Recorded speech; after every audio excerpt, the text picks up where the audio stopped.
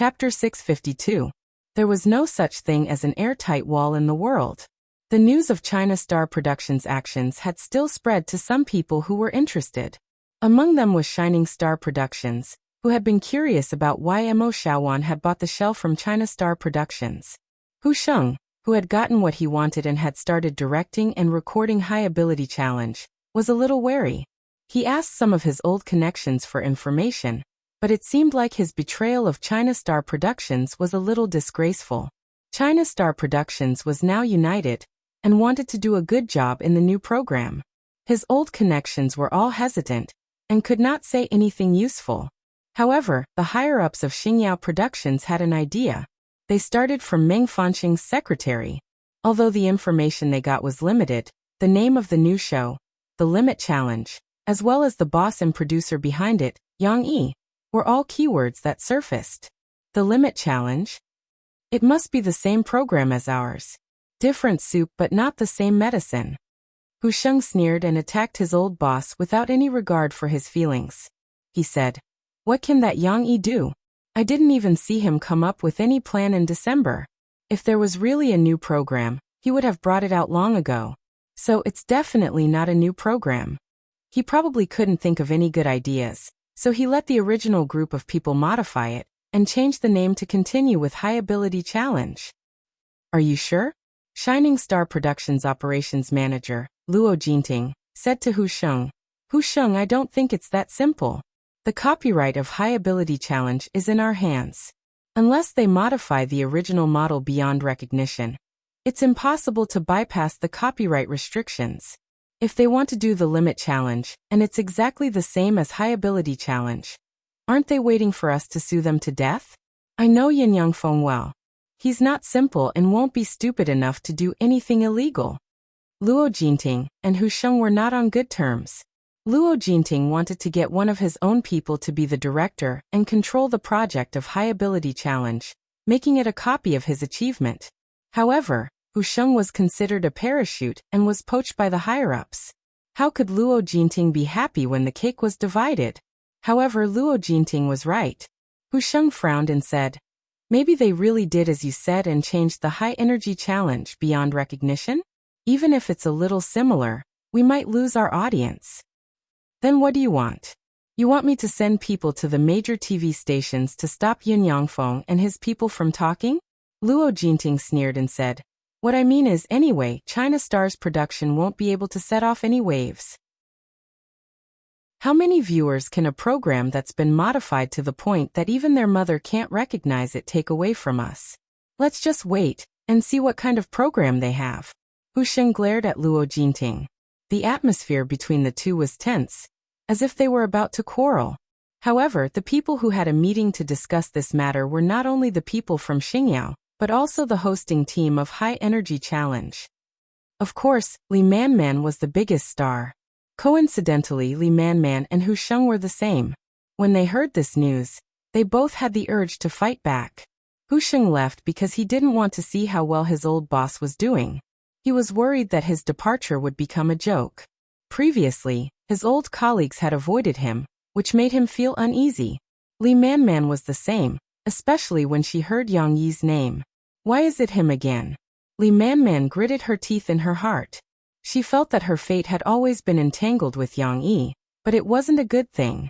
Whether it was when she encountered Murphy, who appeared out of nowhere when she had the most hope to achieve a platinum album, or when she was overshadowed by Yang Yi, who was also Murphy at that time, or when Li Manman tried to follow Yang Yi's trend by singing military songs and pretending to be a couple, she failed every time. Now, when she finally put in so much passion and connections to do this program, Yang Yi appeared again. Why is this person so annoying? Why is he always making things difficult for me?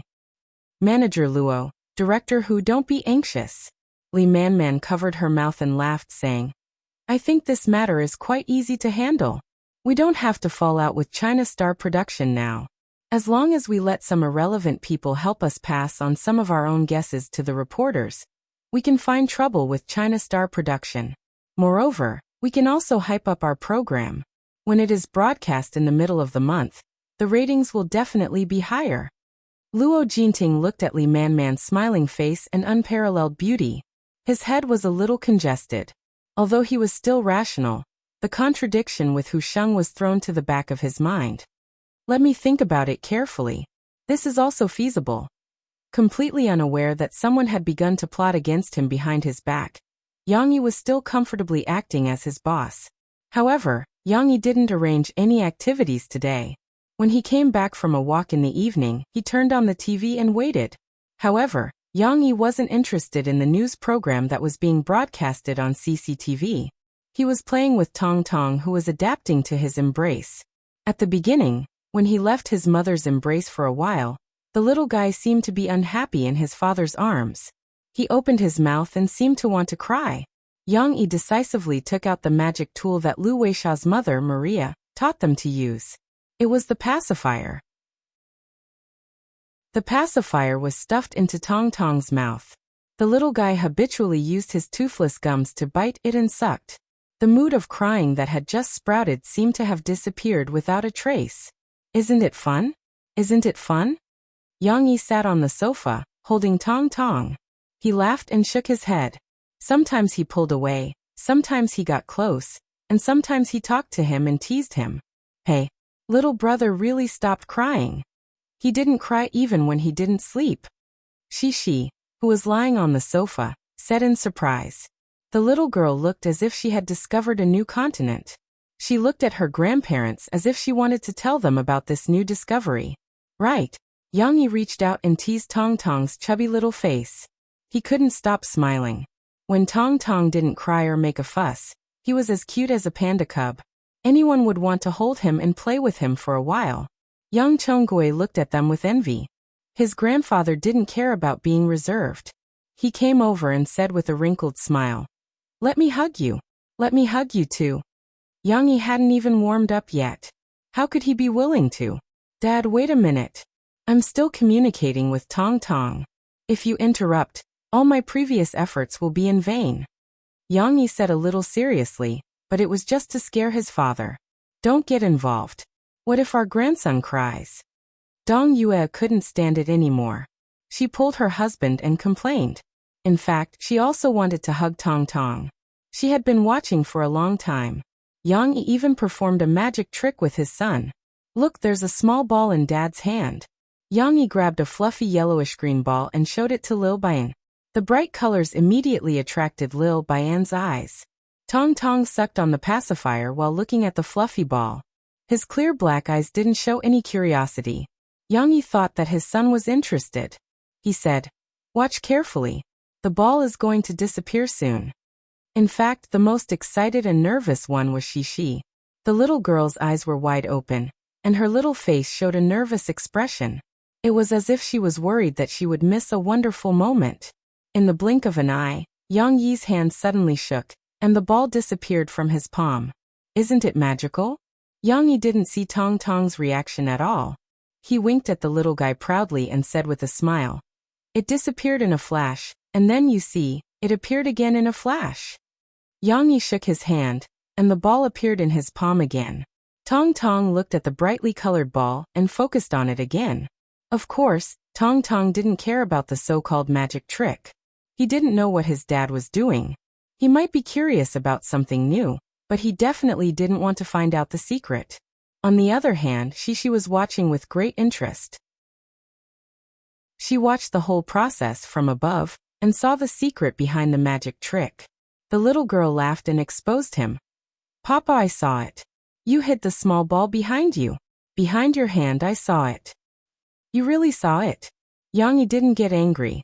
He raised his eyebrows at his daughter and asked mysteriously, "Yes, I saw you put the ball behind your hand."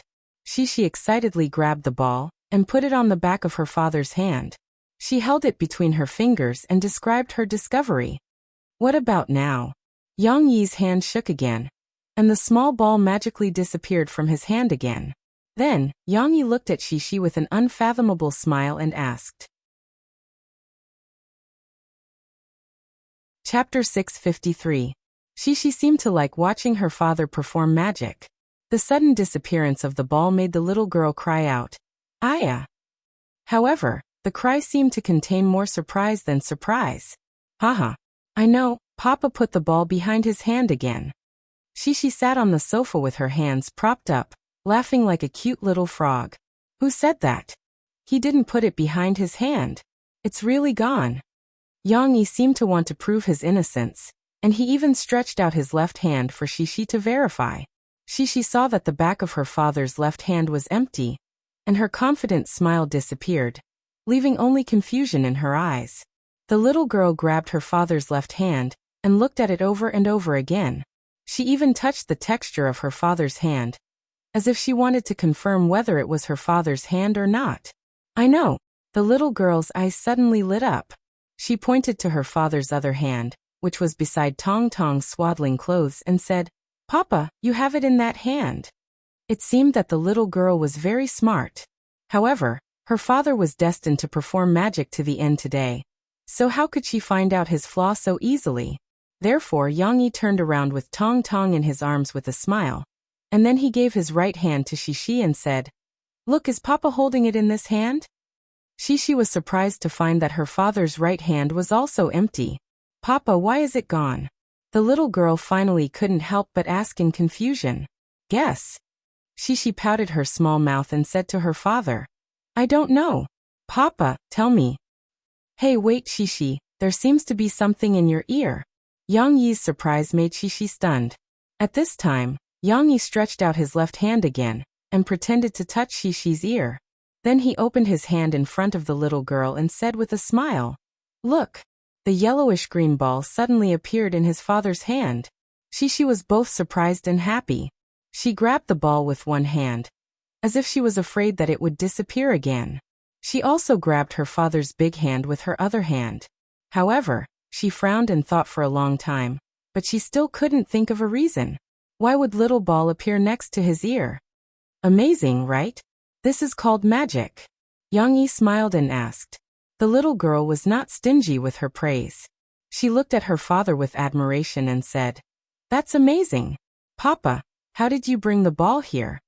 Actually, when Yang Chonggui was watching Yang Yi deceive the naive Shishi with a trick, the corners of his mouth twitched in disdain. The old man felt that if he wanted to coax his granddaughter, he would have to put in some real effort. For example, the stone-throwing lock and the stone-catching lock, which he had played with Cece during the New Year last year. However, to the old man's surprise, the trick worked. Shishi's happy and worshipful expression made Yang Chonggui envious. "What's so strange about this? Little Yang Shi, come here." Yang Chonggui waved his hand and said casually, "Grandpa will also show you." Shishi's attention was attracted. She happily ran to her grandfather with the ball. Yang Chonggui also played Yang Yi's trick, but he played a little more tricks. For example, he asked Shishi to guess which hand he hid the ball in. However, Yang Yi was next to him. He smiled and pointed at Shishi. "Left hand, left hand, left hand." Shishi trusted her father very much. She happily jumped up, grabbed her grandfather's hand and opened it. Sure enough, little ball was there. "Yeah, I guessed right." The little girl was very happy. "Tai Zi, you unfilial son, don't tell anyone." Yang Chonggui scolded. Yang Yi couldn't help but laugh. Tong Tong seemed to be affected by the adult atmosphere. He looked at his father. Although he still had a pacifier in his mouth, his eyes were curved and he smiled. In order not to be beaten, Yang Yi rationally didn't disturb the old man's magic trick for his granddaughter. Instead, he turned around with a smile and prepared to continue to communicate with his youngest son. Just then Yang Yi saw Tong Tong's smiling eyes. "Wow, you smiled. Wow, you actually looked at Daddy and smiled." Yang Yi was overjoyed.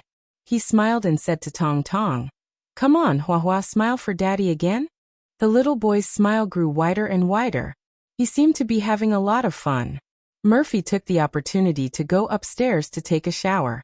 She was afraid that Tong Tong would feel dependent on her and refused to play with his father. When Murphy came downstairs, Yang Yi was having a lot of fun with his son. Yang Chonggui also told Shishi how Yang Yi, the bad father, had tricked Shishi. The little girl wasn't angry with her father. She was holding a small ball and studying it with great interest. Of course, those magic tricks had to be done quickly. Although Shishi knew how to do it now, she couldn't do it. She could only amuse herself.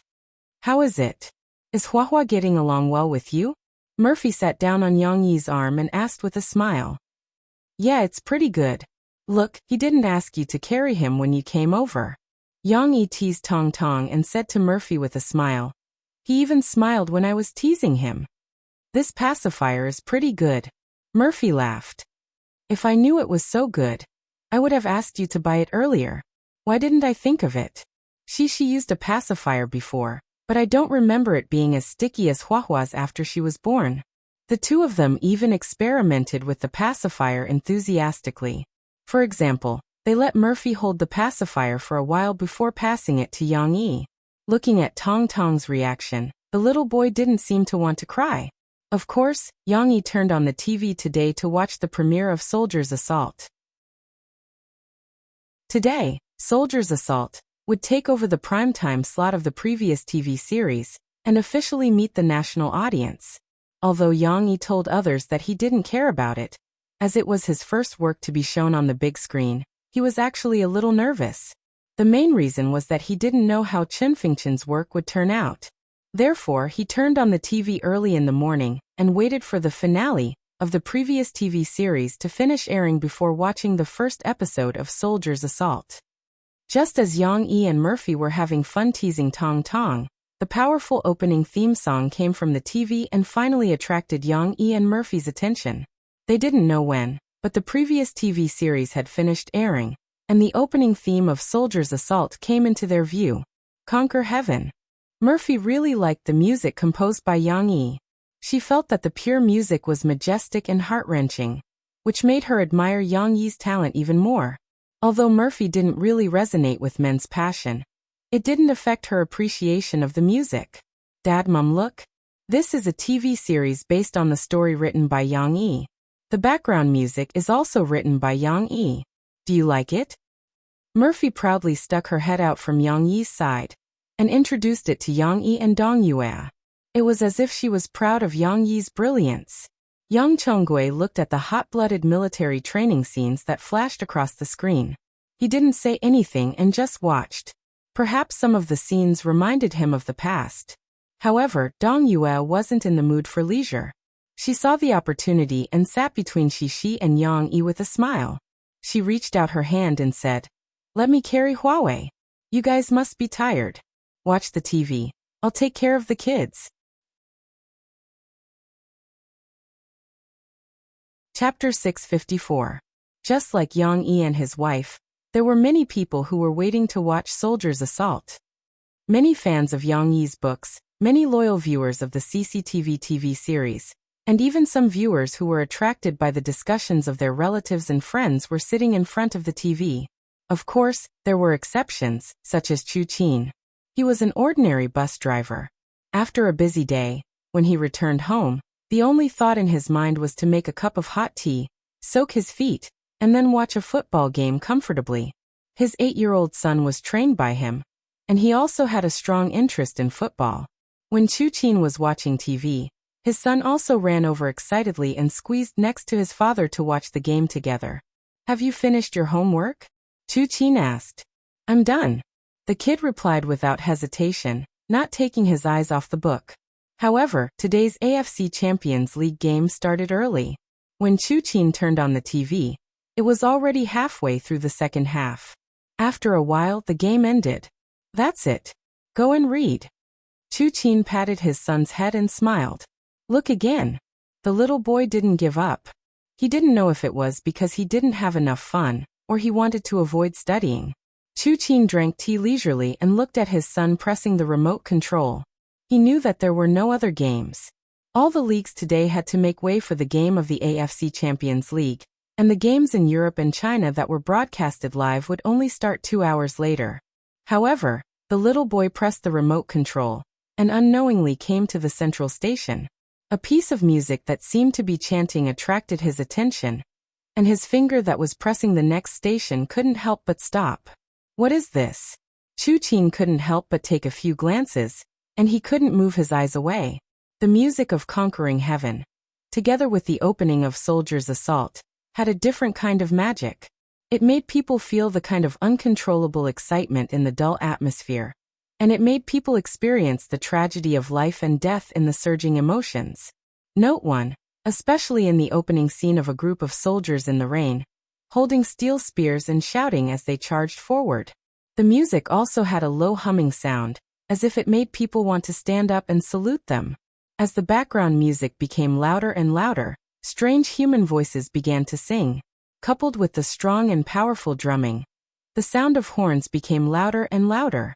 The soldiers crawled forward in the mud pits, ran in the dense jungle, and ran with logs. Their desperate expressions were awe-inspiring. What kind of film is this? Chu Qin was the same as many passers-by in the country who accidentally pressed on this channel and became curious. The little boy was afraid that his father would scold him. After watching for a while, he came to his senses and hurriedly continued to look for the football game. Don't press it back to the stage just now. Chu Qin was watching it with great interest, but in the end, it disappeared in a flash. He hurriedly asked his son to switch it back. There's no more football match. Let's watch this. The little guy sneaked a peek at his father's expression. Seeing that he didn't have any intention of asking him to read, he leaned back in relief. Just like his father, he crossed his legs and watched TV. Soldiers' assault? What kind of film is this? After the opening scene, Chu Qin finally realized what kind of TV series he was watching. It was actually the first episode. When his son heard this, his eyes lit up and he said, "Dad, I know. This is a book written by Yang Yi. My deskmate told me that I like the storybooks written by Yang Yi." "You're reading storybooks in school?" Chu Qin looked over with a dangerous look in his eyes. Only then did the little boy realize that he had accidentally let it slip. He was dumbfounded and didn't know how to respond. The father and son were bickering while watching the TV series. They were also watching it with great interest. However, it was different from them. Many viewers watched Soldiers' Assault because they wanted to see if Chen Fengqian's story was the same as the original work they had read. Was it as exciting as the original work? For example, Mu Yuqing, who was far away in Yangcheng. As a hardcore fan of the Pigeon King Yang Yi, how could Mu Yuqing miss the fact that Yang Yi's work was being shown on TV? After Yang Yi gave birth to his son, he didn't release any new books for half a year. He could only watch his old works to relieve his boredom. Mu Yuqing sighed as he watched TV. The plot of Soldiers' Assault was similar to the original work in Mu Yuqing's memory. What Mu Yuqing cared more about was the acting skills of the actors. For example, the actor who played Su Sanduo, Geng Sha. It said that Su Sanduo is played by a new actor. This Geng Sha was just an extra in the past. It can be considered a comeback. Mu Yuqing looked at the opening scene and muttered to himself, "I wonder how his acting is. Oh right, who made this opening scene? It's so awesome. It makes my blood boil in the middle of the night." However, when the TV series started and the camera panned to Geng Sha, Mu Yuqing saw Geng Sha's short stature and honest face. He faintly felt that this kid wasn't bad. The plot progressed quickly. In just 6 minutes, Mu Yuqing saw the camouflaged Su Sanduo setting up a wooden plank on a broken viaduct. F***ck, idiot, don't take the risk. This is a drill. You'll fall. Mu Yuqing couldn't help but shout. Even though he knew that Su Sanduo didn't die in the end, Mu Yuqing couldn't help but worry for Geng Sha. Unknowingly, Mu Yuqing had already immersed himself in the story. It was as if Su Sanduo was Geng Sha. And Geng Sha wasn't acting as Su Sanduo. He was Su Sanduo. It was hard to say whether it was Geng Sha's acting or Chen Fengqian's acting that was good. Every scene and every editing was just right for the emotional effect. F***ck. When Mu Yuqing saw Geng Sha's bleeding face drooping to the side, he couldn't help but tear up. He wiped his tears and scolded. "Do you think I don't know that you can't die? You're just like a cockroach." He scolded because he was touched. The scene returned to when Su Sanduo was young. The story progressed very quickly. In just a few scenes, it transitioned from Su Sanduo's childhood when he was bullied to Su Sanduo after he grew up.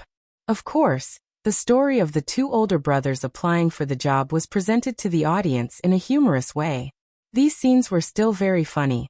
It was just that amidst the humor, the poor, helpless and boorish father, and the 3 useless sons, it made people feel an inexplicable sense of sadness. It's really well filmed. If I had to think about it myself, I wouldn't have thought that it would be so tough. Mu Yuqing watched silently, his heart filled with emotions. Originally, he just wanted to see how Su Sandwa's acting was, so he turned off the TV and went to play games. However, after watching it, Mu Yuqing couldn't stop. Back at the house of Chu Qin, the bus driver, Chu Qin looked at the scene of squad leader Shi visiting the village. He looked at the simple and cunning farmers, looked at the gray and yellow environment, and looked at the old-fashioned clothes of the people. He couldn't help but fall into deep thought. He was also a farmer's child. These scenes reminded him of his past. Chu Qin was just a small person at the bottom of the city. However, compared to the hardships he had when he was young, at least his environment was clean, and he had good clothes to wear and good food to eat. If his naughty son was born in the countryside like Su Sanduo and didn't know anything, would he let him join the army, let alone play football? Dad. The naughty son in his mind was calling him. What? Chu Qin came back to his senses. Why does Su Sandwa's father want to kick Su Sanduo? Dad, you don't even use your feet when you hit me. The little boy asked. Chu Qin was amused and asked, do you want me to kick you? No, I'm not a ball. The little boy cried. People watch TV dramas for the plot, but this guy watched TV dramas for fun. Chu Qin smiled and continued watching. He was already attracted by the plot. At the beginning, it was Su Sanduo who tragically covered his teammates in danger during the war. Now it was the story of Su Sanduo before he became a soldier.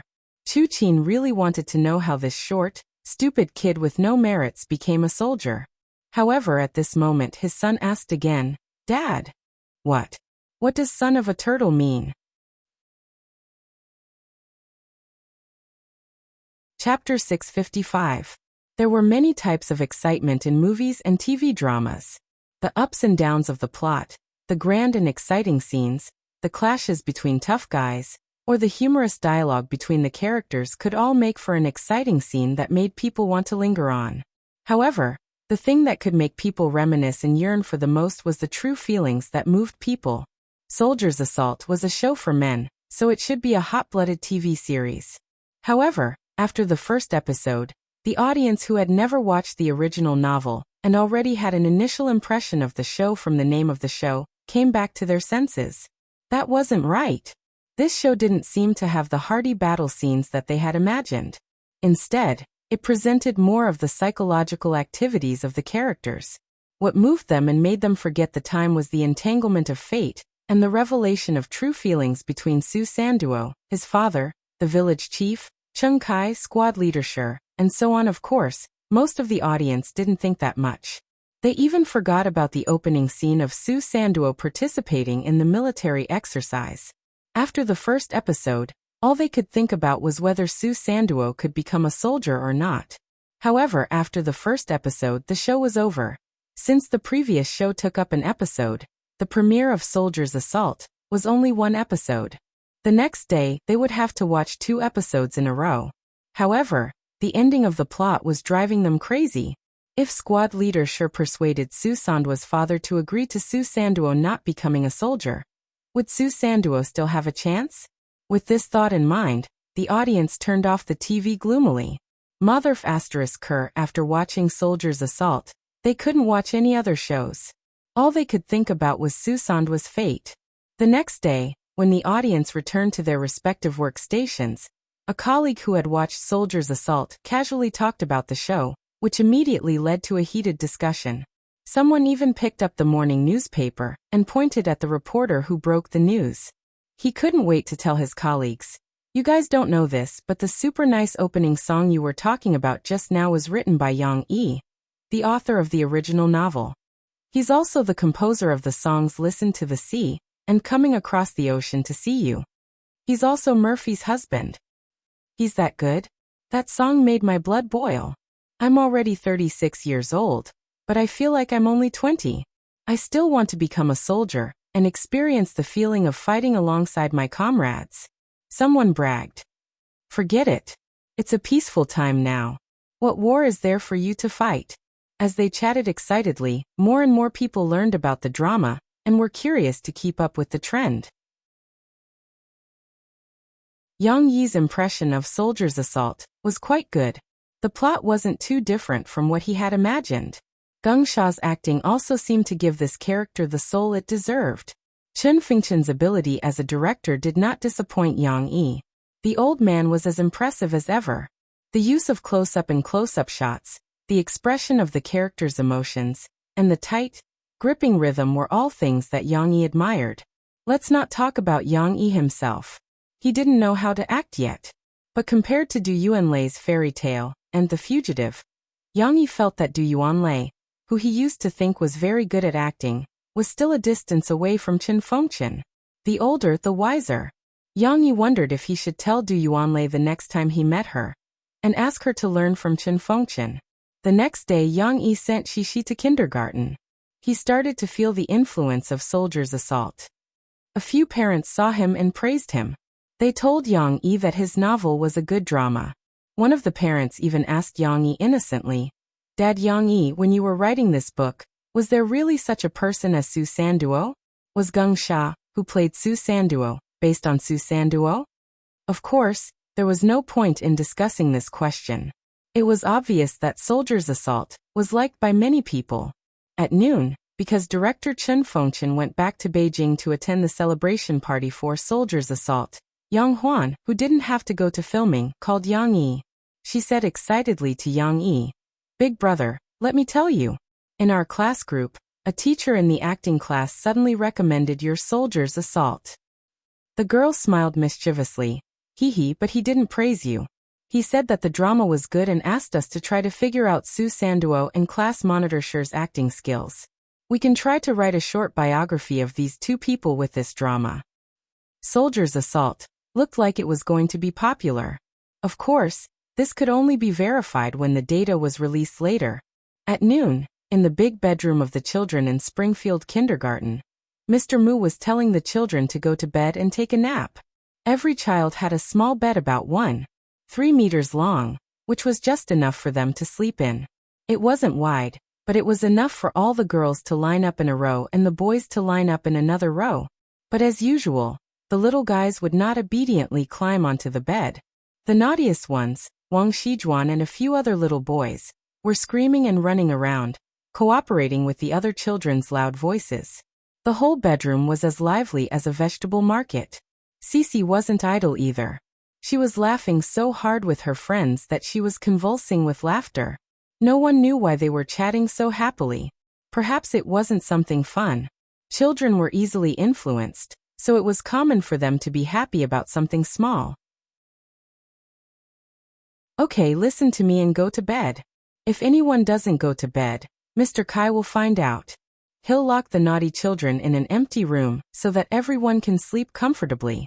You'll be scared alone in the room." Mr. Kai had to use his trump card. Amidst the screams and laughter, the children finally obediently climbed onto their beds. Even the naughtiest boy had no choice but to take off his little shoes under Mr. Kai's stare. However, whether they could sleep peacefully on their beds was another problem. On Cece's side, she burrowed under the blanket and stuck her head out with Lon Xian, who was on her left. They looked at each other with sparkling eyes and smiled. Shishi. Lu Weisha was calling. Shishi turned around and looked at Lu Weisha. Lu Weisha was also sleeping next to Shishi. "Shishi, you're on vacation to celebrate Chinese Spring Festival, right?" Lu Weisha chatted with Shishi in Swedish, which was mixed with Chinese. Lu Weisha could actually communicate in Chinese now, but she was still not proficient.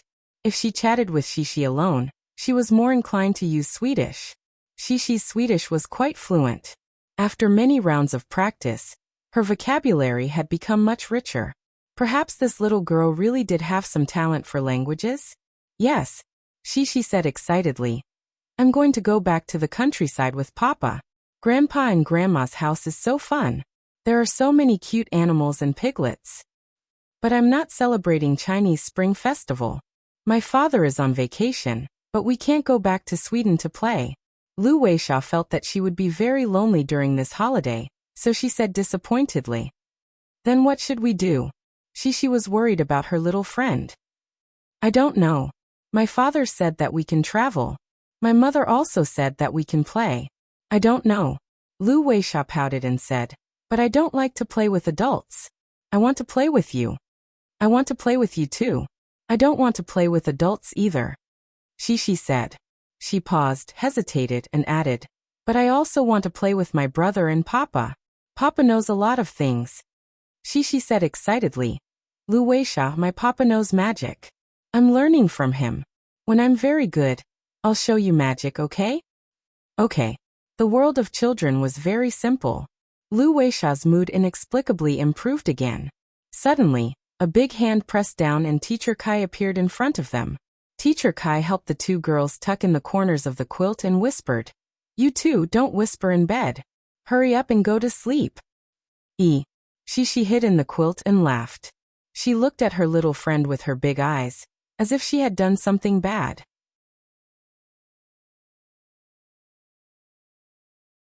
Chapter 656.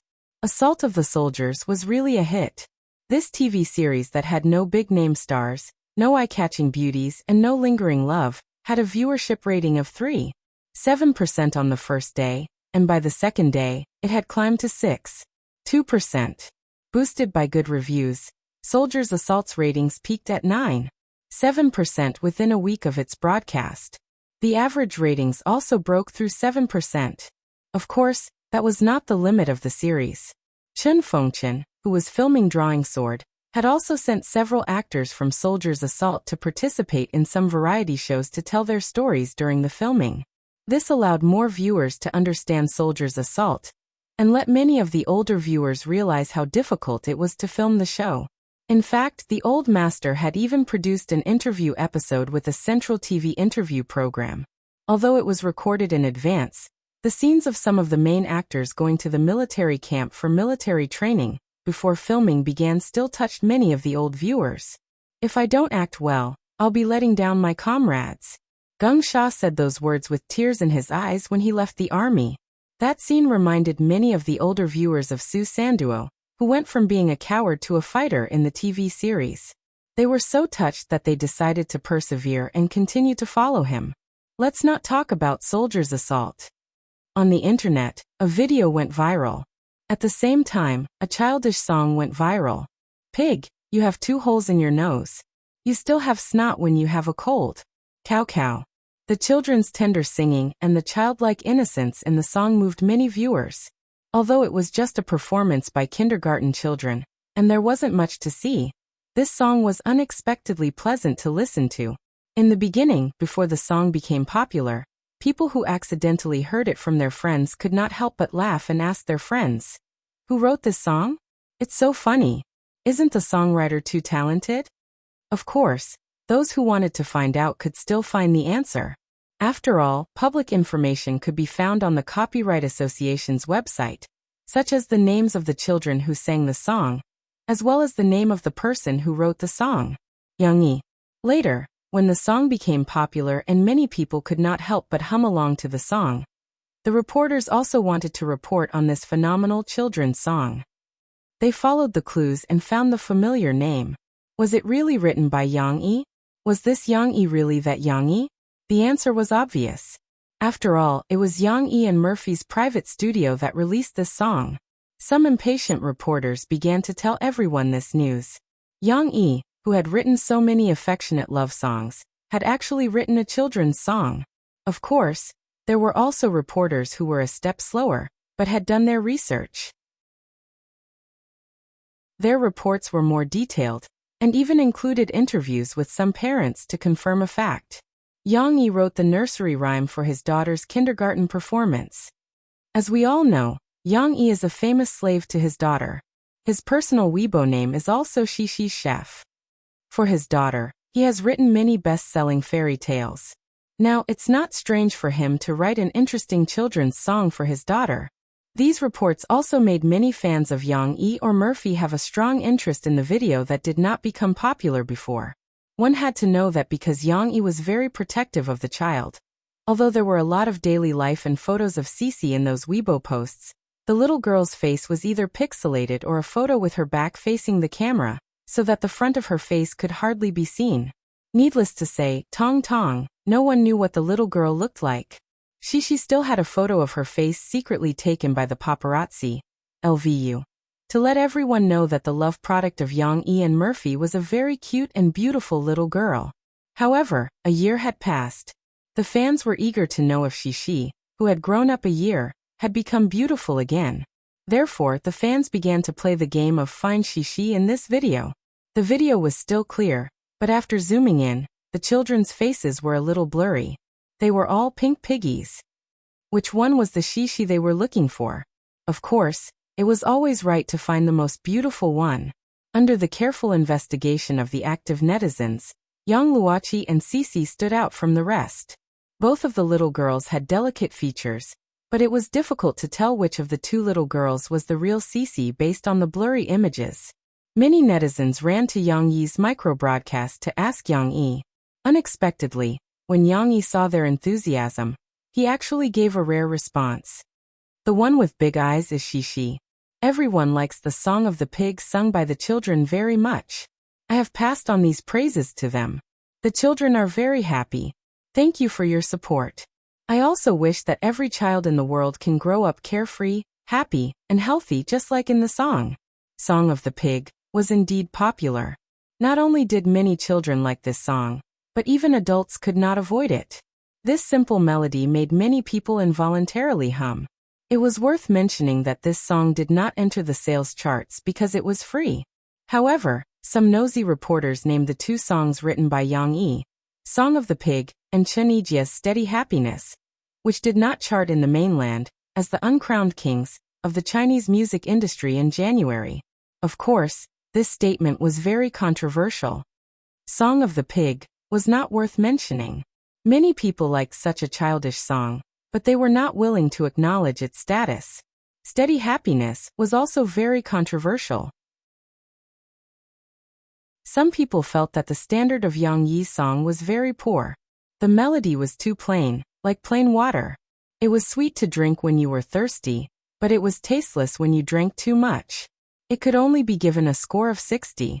However, Chen Yijia's singing skills were excellent. His gentle voice and mature mannerisms made the song sound a little interesting. There were also people who gave a very high evaluation of the song. The complicated musical skills were reduced to a simple one. The lyrics were plain but full of life philosophy. The melody was smooth while maintaining a beautiful charm. For the older people who had experienced the ups and downs of life and had climbed up from failure, listening to this song would have a very deep feeling. Therefore, people who liked this song would like it very much. Those who did not like this song, or felt that it was just average, would question the praise given to it by others. In any case, Yang Yi's fans were pleasantly surprised to find that although Yang Yi did not make any big moves, he was still active in the music industry. Everyone was looking forward to the day when Yang Yi and Murphy made a comeback.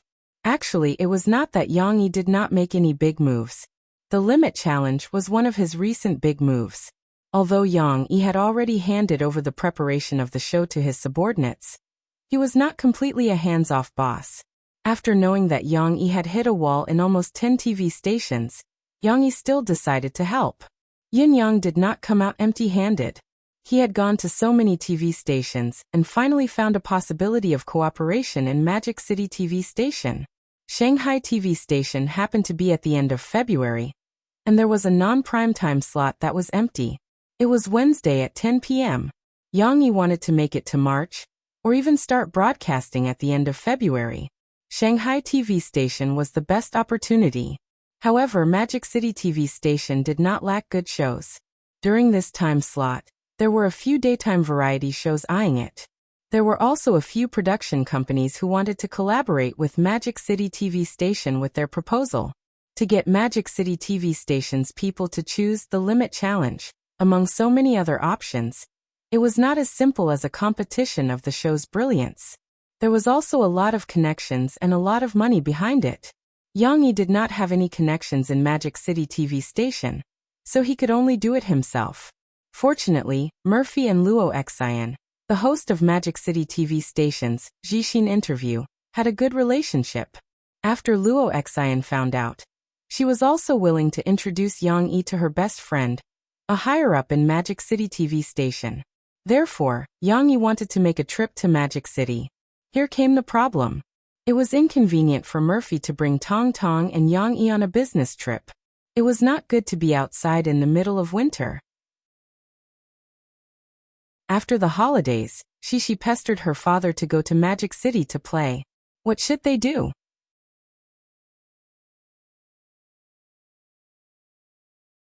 Chapter 657. Yang Yi was going to the Shanghai TV station to discuss something, so he couldn't bring Shishi with him. However, since he didn't bring Shishi, the little girl put on an aggrieved look, which made Yang Yi's heart ache. In addition, if Shishi didn't go, Murphy would have to take care of the two children at home. Even if her grandparents were there, Shishi's bathing and sleeping would still be taken care of by her parents. Now that Tong Tong was too young, Murphy definitely couldn't take care of her all by herself. Therefore, Yang Yi had to think of another way. Shishi finally got what she wanted, and she happily went out with her father. Jiangcheng wasn't far from Shanghai. Yang Yi used to drive directly to and fro. But Yang Yi thought that since he brought Shishi out today, why not let her experience ordinary transportation with her? If she always took a car, Shishi wouldn't know the lifestyle of ordinary people. Yang Yi didn't want a spoiled daughter. Shishi didn't have any objections. On the way to the train station, the little girl chattered a lot with her father. After getting out of the car, she said, "Papa, I know how to say English on the train. Teacher Shen taught us how to say it." Yang Yi patiently responded to his daughter, while paying the taxi driver. "The bus is the bus, Papa's car is the car, and the train is the train," Shishi said as she reached out to let her father hold her. There were many people outside the station, and the environment was noisy. Although Shishi was still smiling happily with her father, she was inexplicably flustered in her heart. Only when her little hand was wrapped in the warmth of her father's big hand did the little girl feel at ease. Yang Yi pressed down on his cap, and then he pushed the big suitcase while holding Shishi's little hand and walked to the ticket window. Now that it was the spring festival season, many farmers who came to Jiangcheng to work took the train home to celebrate the new year. Although Jiangcheng wasn't as prosperous as Beijing, Shanghai, Yangcheng, and other big cities, it was still the provincial capital of Jiangnan. There were a lot of migrant workers, and there were more than 10 long queues at the train station's ticket window. The entrance to the station was also jammed. However, there was an advantage to taking the train, especially at this time because no one could recognize Yang Yi. The migrant workers didn't pay much attention to the entertainment industry, and Yang Yi didn't deliberately dress up. He looked like an ordinary person driving a car with a child. Who would think that a big star didn't take a plane or a train? And a child? Looking at the anxious faces around him, Yang Yi decided not to lower his head and calmly led Sisi to line up. "Papa, what are we doing?"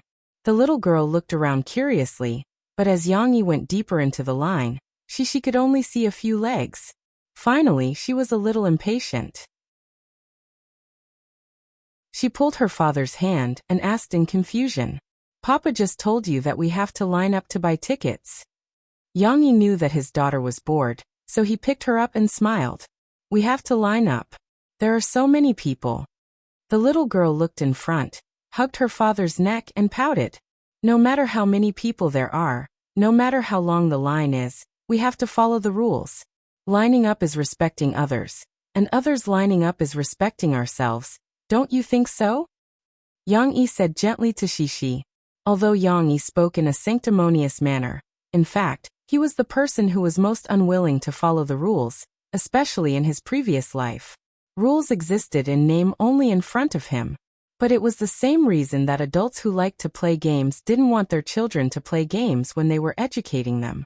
They hoped that they would put more effort into learning.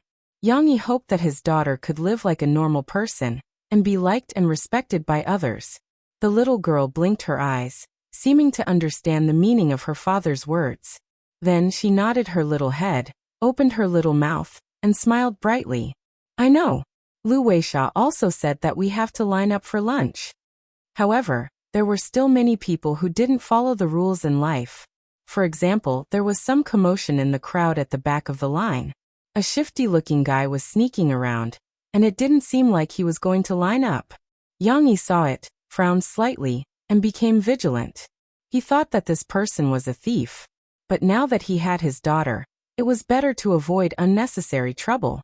Yang Yi just looked at that person and didn't move. It was best to stay out of each other's business. But that guy had his eyes on Yang Yi. He saw Yang Yi in the crowd, and it was mainly because of Yang Yi's height. He looked at Yang Yi's bright clothes, and his face lit up with joy as he walked over.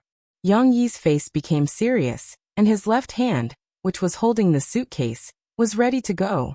Who knew that after the guy came over, he would laugh and say, "Boss, do you want a ticket? There are tickets everywhere, so you don't have to line up so long." Yang Yi was speechless. It turned out that this guy was a scalper. It was such a waste of his shifty-looking eyes. No need. Yang Yi waved his hand, indicating that the scalper should go away. Confused by Yang Yi's disappointed expression, the scalper didn't give up. He pestered him with a few questions, but fortunately, he left before Yang Yi became impatient. She curiously looked at the man's back as he left. After a while, she turned around and asked, "Papa, who is he?" "He sells train tickets, but he doesn't sell them normally." Anyway, there was nothing to do, so Yang Yi explained to his daughter, "This kind of person either sells fake tickets to passengers, cheats everyone of their money but can't get on the train, or he sells them at a very expensive price. If we buy tickets from them, the interests of those who follow the rules will be damaged, because these people may take more tickets and sell them at a more expensive price. Then, people who line up to buy tickets at a normal price will not be able to buy them." She was confused by her father's words. The little girl couldn't understand these complicated things, but she still understood one thing. She looked in the direction of the man and said, "Papa, so is he a bad guy?" Yang Yi thought for a moment and said, "He can't be called a bad guy, but he's definitely not a good person." "Then we can't be good friends with him." The little girl looked at her father with bright eyes and said affirmatively. "Yes, she is so smart." Yang Yi smiled. Yang Yi talked with his daughter while waiting in line. He felt that waiting was quite meaningful. At least, she could see many things that she couldn't see at home or in kindergarten. Yang Yi and the staff bought 2 ordinary seats side by side, and then he took Shishi into the station. Of course, the station was still very crowded. From the entrance to the waiting hall, and then to boarding the train, Yang Yi and Shishi squeezed through the surging crowd. Especially when they got on the train, many people rushed up and squeezed Yang Yi and the luggage. Fortunately, Yang Yi held Shishi in his arms. The little girl put her arms around her father's neck and nervously looked at the people who were like hungry tigers rushing past them. Her big eyes were overflowing with worry. "Papa, I'm scared," the little girl whispered. It was the first time she saw such a terrible scene. However, such a small voice was suddenly drowned out by the noise of the surrounding trains and noises. She finally whispered in her father's ear for the second time, and Yang Yi heard it. "Papa, I'm scared. I want to go home." "Don't be afraid, Papa will protect you." Yang Yi carried the suitcase in one hand, and held Shishi in the other. He didn't have free hands, so he could only move his fingers and pat the little girls but to comfort her. It was not easy to squeeze onto the train. The aisles, the junction of the carriages, and the door of the bathroom were all crowded with people. Some people were waiting for the people in front of them to pass, so that they could find their own seats. There were also people who bought standing tickets, and scrambled to find a place to put the folding stools they brought with them. Those who brought their own foldable stools were experienced passengers. Many of them had to stand or even use their own luggage to cushion their buttocks. Shishi leaned on her father's shoulder, and looked at these people curiously with her big eyes. She must have a lot of questions in her heart to ask her father, but now was not the time to talk. They had to find their own seats. "Brother, move forward, don't stay still." Yang Yi had to shout and move forward with difficulty. Finally, they arrived. Yang Yi flipped through the ticket in his hand and glanced at it. Then he looked at the 2 people in his seat. 6th carriage, 1703, 1704. "Brother, you found the wrong seat, right?" Yang Yi narrowed his eyes and looked at the 2 people sitting in his seat and said.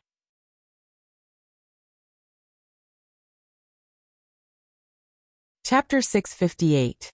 There was indeed some chaos in the world where darkness and gray intertwined, such as pickpockets in train stations and various disputes caused by occupying seats on trains. When Yang Yi saw two people sitting in his and Xishi's seats, he couldn't help but think of those rascals. Therefore, when Yang Yi took out his ticket and identified it with the other party, he was already prepared to use force to solve the problem. However, although there were indeed some rascals in the world, Yang Yi didn't encounter any today. Just like the scalper whom he mistook for a pickpocket, Yang Yi was destined not to have a chance to show his power today. Ah, yes, your seat. The two young men stood up awkwardly. Please sit, please sit. When they passed by Yang Yi, they whispered and complained to each other. It's all your fault. You chose the seat. Everyone else bought a ticket. How would I know? Why don't you choose? Really? It turned out that these two young men weren't rascals, but passengers who wanted to take advantage of the standing ticket. The price of a standing ticket was the same as the price of a hard seat. If one could buy a hard seat, most people wouldn't buy a standing ticket. However, Yang Yi's ticket was different. When he arrived at the station, the ordinary hard seats had already been sold out, leaving only some tickets for soft seats. Of course, the tickets for soft seats were much more expensive than the hard seats. Many people couldn't bear to spend the money, so they went to buy standing tickets. These two young men were among the smarter ones who bought standing tickets. They probably ran over to the soft seats to try their luck.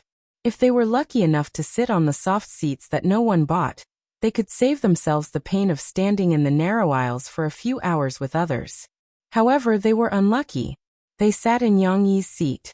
When they got up, the rest of the soft seats were all occupied. There must be other people who came to try their luck. They could only helplessly carry their luggage and stay in the aisle. Yang Yi looked at their backs, shook his head gently, and ignored them. He let Shishi sit in the car first, and then he stuffed the suitcase into the luggage rack before sitting next to his daughter. After the little girl sat down by the window, she excitedly twisted her little butt and leaned against the window to look out. There was another train parked opposite the train, but there were still passengers waiting to get off. People poured out of the long train, and then gathered into a long black line. This scene was quite spectacular, and Shishi couldn't take her eyes off it. Shishi, come drink some water. Yang Yi took out Shishi's small kettle from his backpack, and poured some hot water for the little girl with the lid. He asked her to turn her head around and handed it to her. Sisi turned her head and took the lid of the pot. Drink slowly. Try the temperature first. It might be very hot, Yang Yi warned. Papa, there are so many people on that train. The little girl looked at the hot water and didn't dare to drink it. She first told her father about her discovery. Well, yes, it arrived at the station. These people are coming back to Jiang City. However, there are also many people on our train. Didn't you see when you got on the train? Yang Yi said with a smile. I saw it. There are so many people that Papa is going to be squashed. Fortunately, Papa is strong. Shishi was so happy that her eyes were curved. Let me teach you a sentence to describe many people. You can say that there are too many people, just like dumplings, they are all crowded together. Yang Yi said to Shishi with a smile. Do you remember the dumplings we ate during the festival last time? A lot of dumplings are crowded together. Think about it, isn't it very similar? Dumplings. The little girl thought this word was very funny. The train slowly started. The current train was not as clanking as the green train more than 10 years ago. It didn't make so much noise, only a little fluctuation. Shishi looked out of the window at the buildings that were moving backwards. This novel scene made the little girl unable to move her eyes away. Well, look at it after you drink the water. Your water will be completely cold soon. Yang Yi had to urge her. Sisi was still very obedient. The little girl's two small hands held the lid of the pot, and her small red mouth was placed on top of it. She took small sips, and the warm water was finished in a short while. Do you want more? Yang Yi asked with a smile when he saw her unsatisfied look. Yes. The little girl nodded. She was really a little girl made of water. She usually drank a lot of water, but there was also an advantage. Her skin was very tender and smooth like her brother's. Even in winter, it still looked like water could be squeezed out of her skin. After Yang Yi let Shishi drink the water, he twisted the lid of the pot, and turned his head to see two aunties on the opposite seat looking at his daughter with a smile. Yang Yi still wanted to look away, but it was too late. One of the aunties said, "Your daughter? How old is she? She's so pretty." She heard someone praise her, and also looked away from the window. She was a little embarrassed as she squeezed next to her father, and looked across with a blushing face. "Auntie is asking how old you are." Yang Yi touched his daughter's little head lovingly and said with a smile, "Auntie, I'm 5 years old." She said shyly, "Ah, this girl is so pretty and has such a sweet mouth." The auntie said happily, "You haven't started school yet, right?" 5.5 years old. I'll start primary school in the second half of this year." Just like this, Yang Yi had no choice but to chat with the talkative aunties. Shishi's experience on the train was a lot of new things. Even when the train attendant pushed a cart of drinks and snacks over, although it wasn't anything rare, the little girl curiously propped herself on her father's body and looked at it for a long time. In the end, Yang Yi bought 2 packs of plums and asked her to share them with the 2 aunties. However, Shishi drank a little too much water before, so after half an hour on the train, she wanted to go to the toilet. In less than 2 hours, she actually needed to go to the toilet. But children couldn't hold it in, so Yang Yi had to take Shishi to the toilet at the junction of the train carriages.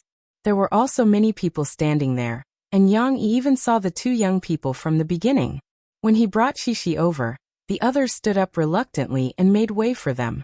Shishi looked at these people curiously. Although her father had explained to her why these people were standing and squatting, Shishi still felt it was strange. "Papa, it's so dirty." After entering the toilet, Shishi looked at the dirty pit and pouted, looking very disgusted. It was indeed dirty. Yang Yi couldn't stand it. It seemed that this train experience had happened once, and he probably didn't want to do it again. Even if he did, he would try to pick a high-speed train or a train with fewer people in the future, so as not to squeeze in during the spring festival. But the problem still had to be solved. In an urgent situation, no matter how difficult the environment was, they had to face it, right? In the end, Shishi went to the toilet under her father's protection, and then escaped from this dirty and smelly place. Fortunately, Jiangqing and Shanghai were very close, and the train finally arrived at Shanghai after more than an hour. When they arrived at the station, Cici, who had been a little depressed before, had already recovered. She sat on the suitcase and let her father push her. Then she giggled and said, "Papa, let's hurry up. A lot of people are going to catch up with us." In fact, Yang Yi didn't know how Cici connected the dots. She actually thought that this little trip out of the station was a racing game. However, infected by his daughter's happy mood, Yang Yi also protected the little girl with one hand and pushed the suitcase with the other. He smiled and quickened his pace.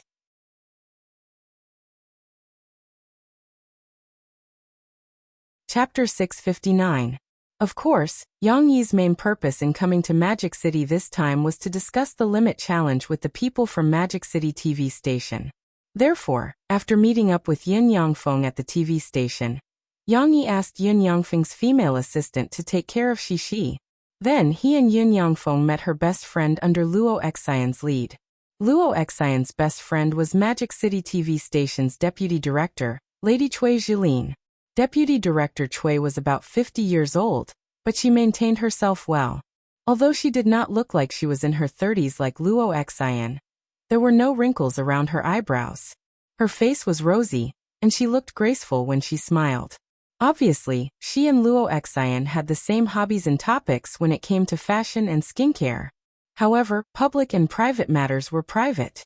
If Yang Yi's The Limit Challenge wanted to grab the vacant primetime slot in an environment surrounded by wolves, they had to prove the value of their show to the other party.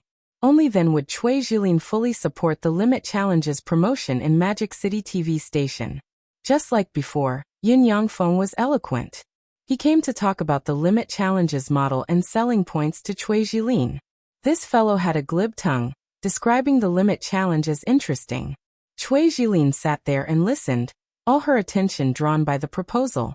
"Manager Yin, I admit that the show you're talking about is interesting and has a certain possibility of success, but I still have a question." Cui Jilin put down the proposal in her hand and asked, "How can you ensure that Magic City TV station and China Star Productions can both obtain good benefits for this show? After all, it's a brand new show." Saying that it's exciting is just empty words. I need to convince others, so why don't we give this opportunity to other shows? For example, Celebrity Kitchen Challenge during the daytime. Cui Jilin wasn't joking.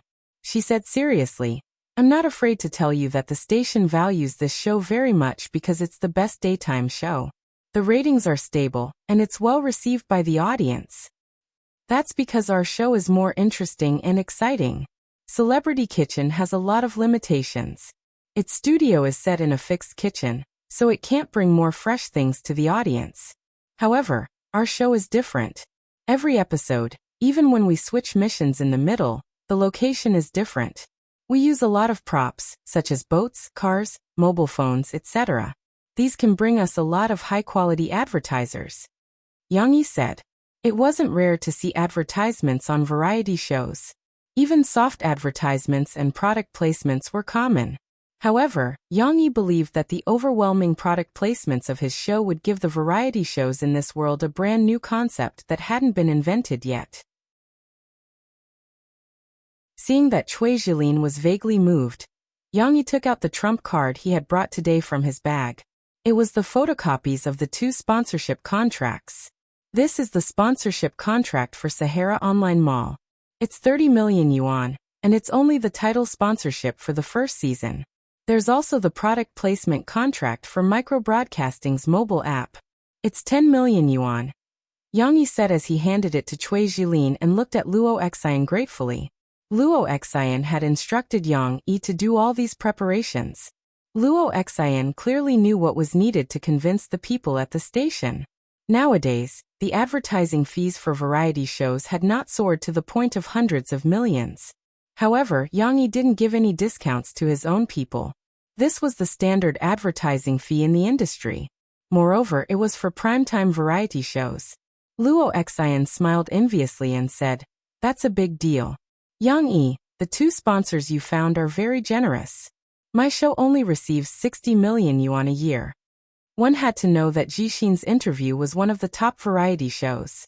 Its popularity and viewership ratings were high. It was only limited by interview shows. Her advertising sponsorship was still some distance away from comprehensive variety shows. However, the revenue she earned was also at the top of the pyramid.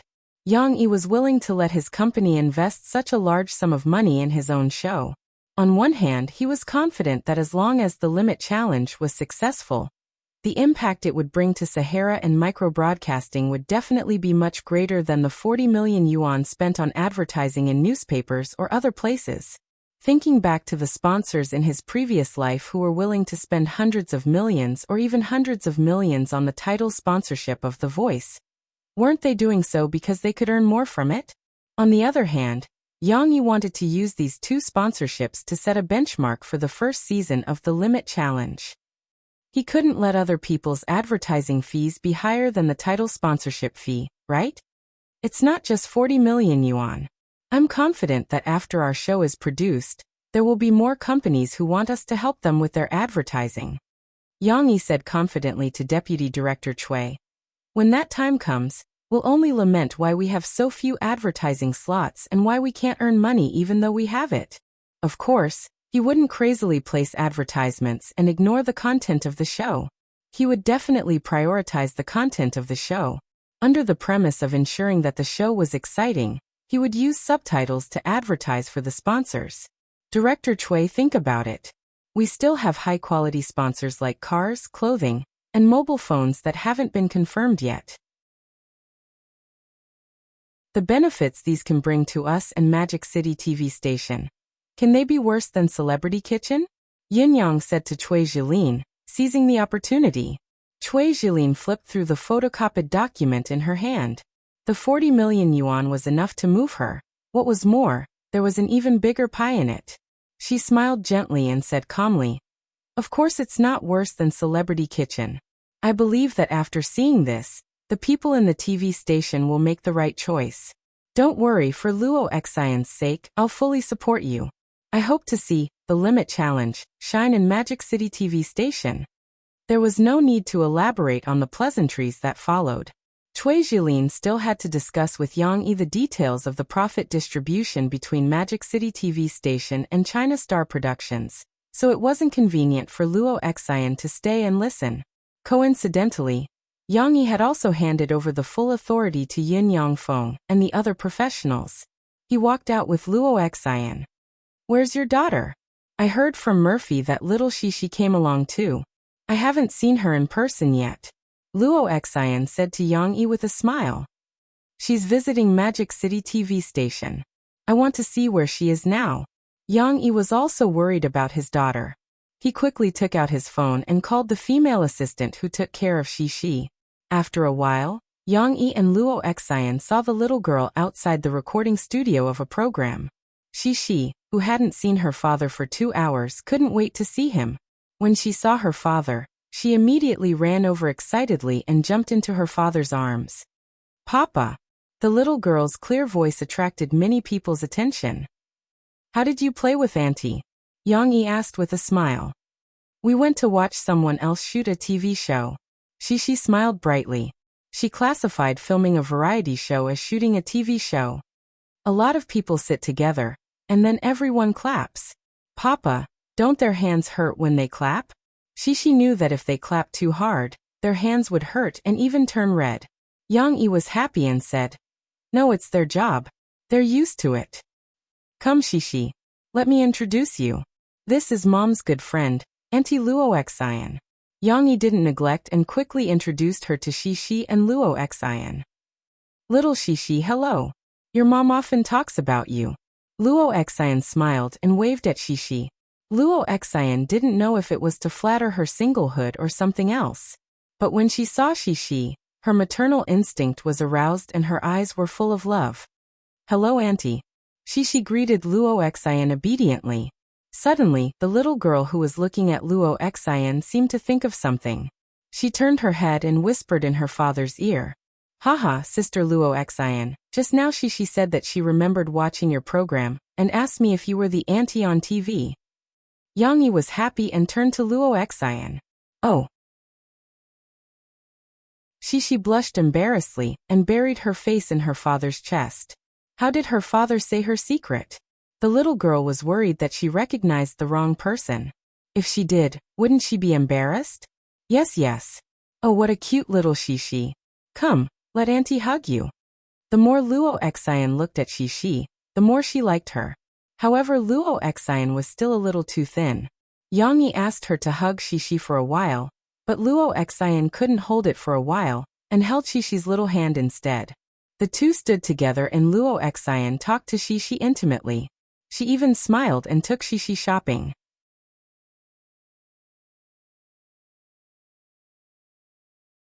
Chapter 660. Yang Yi and Cece took the high-speed train home the next morning because they had to treat Luo Xian and Deputy Director Cui to dinner that night. Things went quite smoothly, and Cui Jilin would help to persuade them.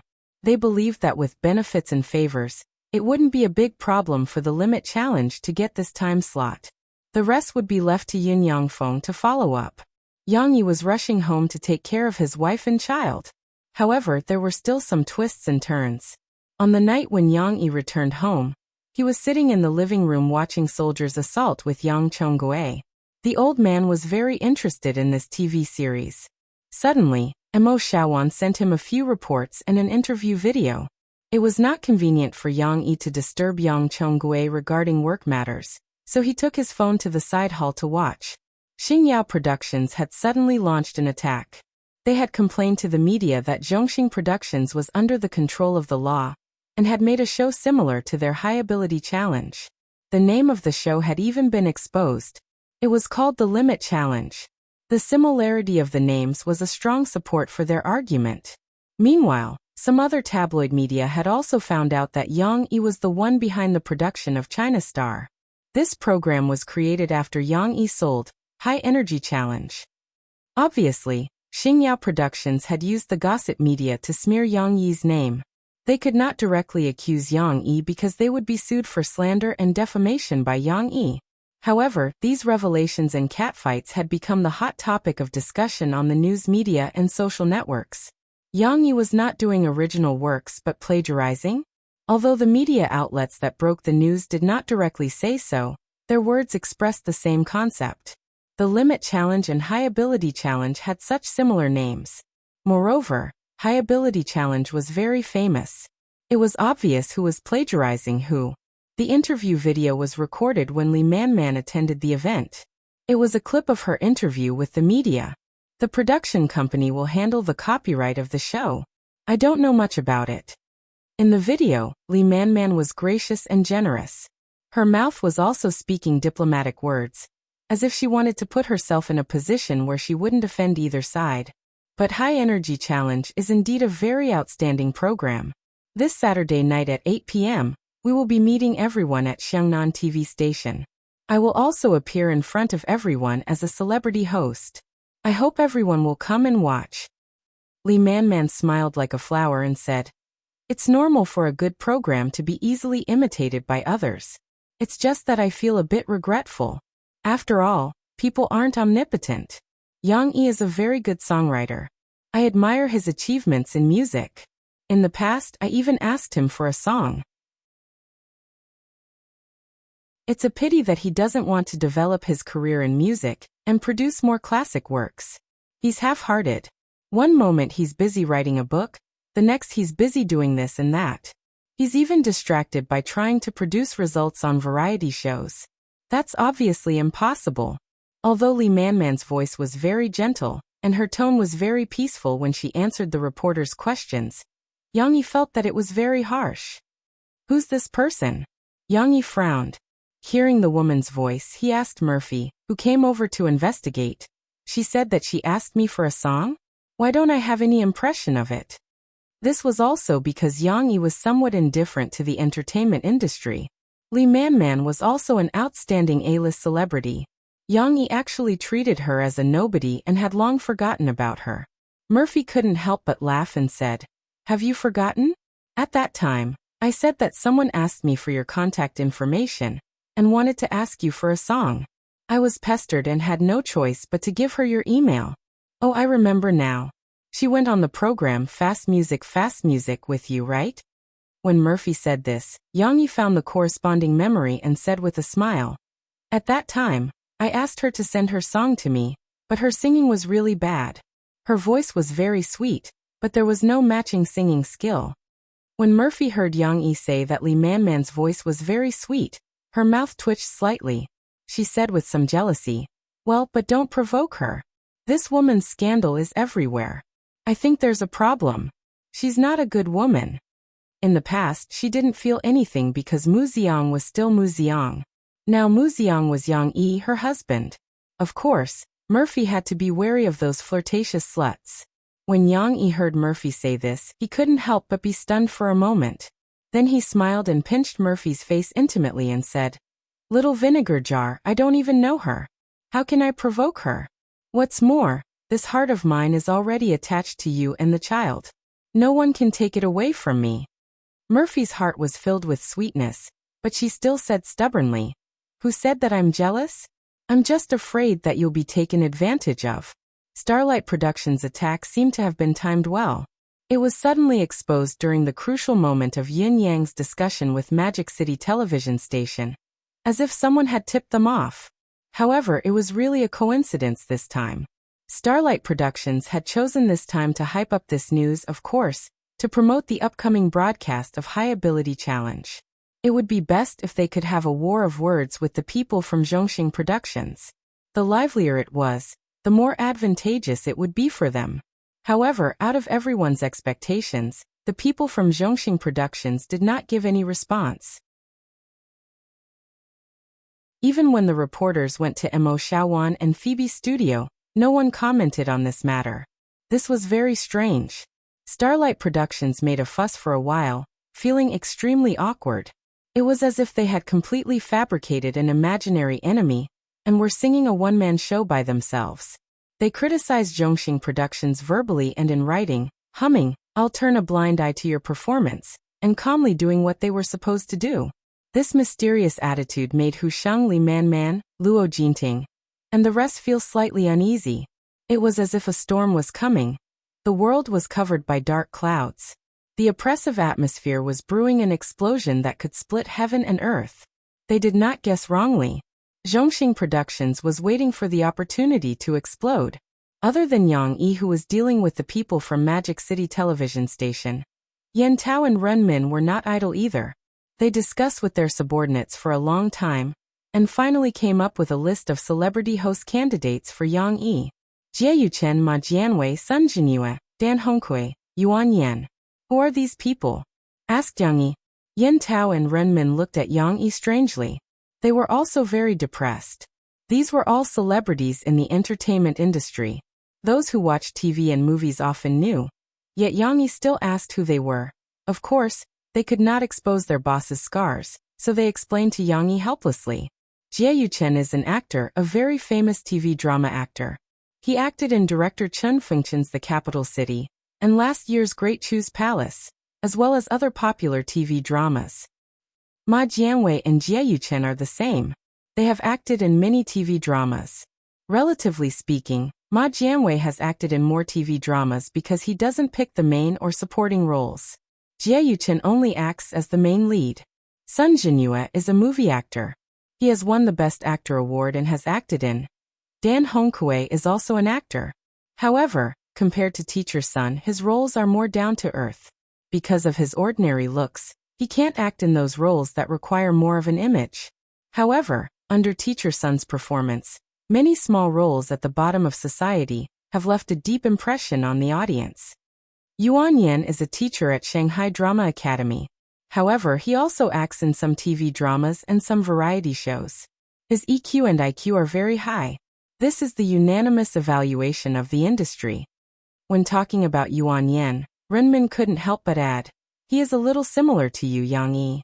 They are both very good at cooking and are famous for being good men who love their wives and children. Why were these people a little similar to the hosts of The Limit Challenge in Yang Yi's previous life? It was because Yan Tao and Ren Min had followed Yang Yi's template and filled in the gaps by themselves. In the end, they had been selected from so many celebrities. Yang Yi pondered for a long time before saying, "We definitely want Yuan Yan. As for the others, I'm not familiar with them, so I can't choose. Let's do it this way. You guys make an order based on their EQ. If we want to film our show well, we have to invite people who are eloquent, good at handling complicated interpersonal relationships, and emergency situations to control the scene. Therefore, we can start from those with high EQ and invite them one by one." In the end, Yang Yi smiled bitterly and shook his head. "Our show isn't very famous now. These are all big-name celebrities. Even if we give them money, they might not be willing to come. Therefore, go ahead and try."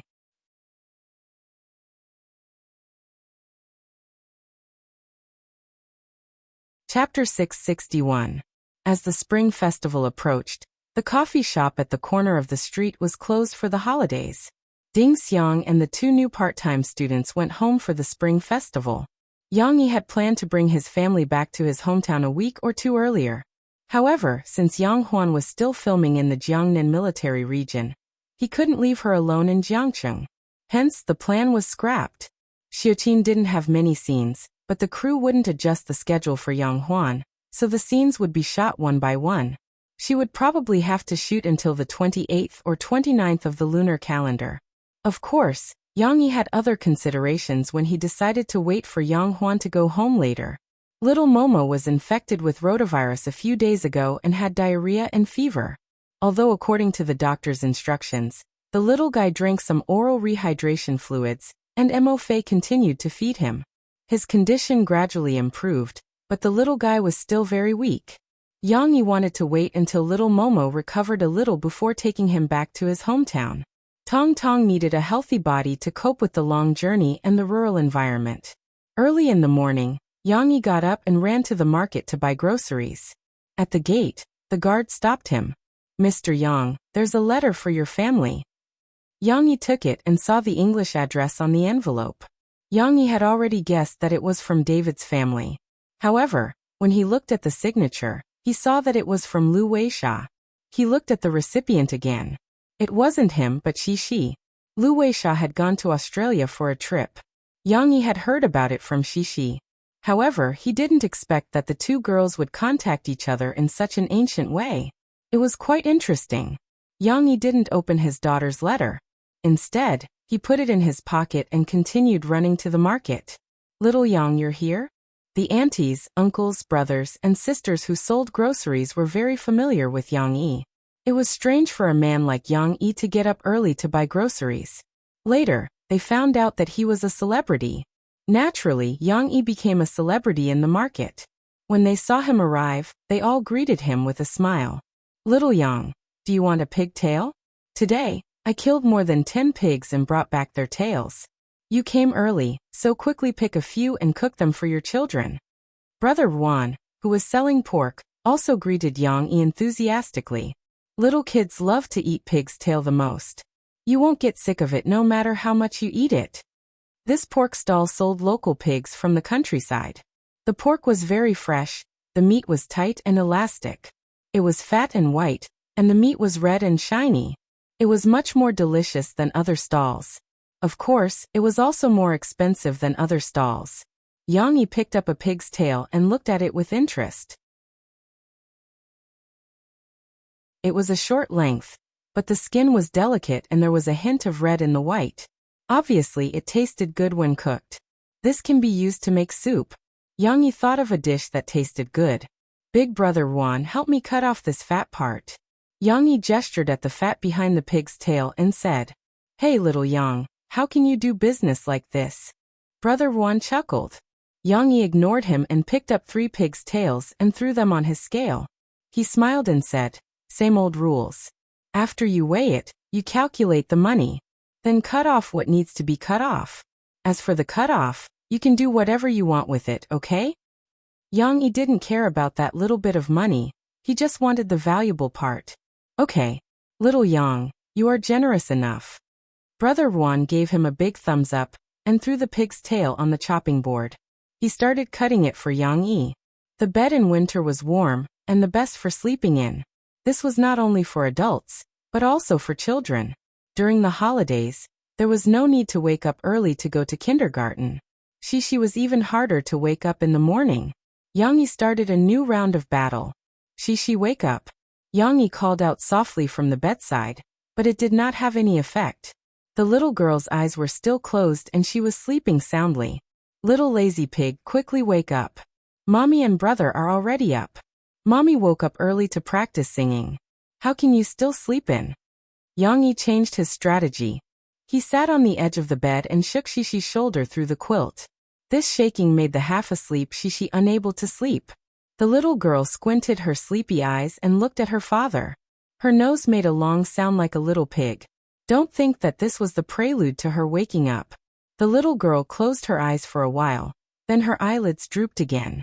If her father did not wake her up, Shishi would definitely go back to sleep. Get up. Otherwise, Daddy will carry you up and wash your face with very, very cold water. Yang Yi pinched the little girl's nose at the right time, and the corners of his mouth curved into a smile. I don't want to. Sisi was actually already somewhat awake, but she was still lazing around in bed, so she unwillingly pouted her little mouth, turned her head, and turned to the other side. She also pulled the blanket away, revealing some of her back. She curled up like a worm, still wrapped in the quilt to cover her head. It looked as though she was unwilling to get up no matter what her father did. Luckily, Yang Yi had a trump card today. Daddy told you that I received a letter from Lu Weisha today. Yang Yi pressed down on the little girl's quilt and body. His mouth was blocked by the quilt as he spoke to the little girl who was wrapped in it. Ah, what did Lu Weisha send me? She finally could not stay in bed. Her little head popped out of the quilt, revealing a pair of big eyes that were not fully opened but were already full of energy. She sent you a letter. Yang Yi smiled as he waved the letter in his hand at his daughter. What's a letter? She was a little confused. This old thing was too unfamiliar to the little girl. A letter is the same as a phone call, but it's what you want to say to someone. Write it on a piece of paper and send it through the post office. When you reach the other party's city, they will be able to see the contents and know what you want to say to them. Yang Yi smiled. Do you want to know what Lu Weisha said to you in the letter? Yes. The little girl nodded vigorously, her big eyes filled with anticipation. Then hurry up and get up. Wash your face and brush your teeth. Then you can open it with your own hands and see what Lu Weisha wrote in it, Yang Yi said gently. After several months of reading before bed, Shishi had already understood the meaning of some Chinese characters. She could even understand some English words, Shishi. Of course, Shishi could not read by herself. Yang Yi would read the letter with her, and help her read the words that she did not understand. Shishi was no longer sleepy. The little girl, full of anticipation, struggled to get up, but her father was still lying on top of her through the quilt.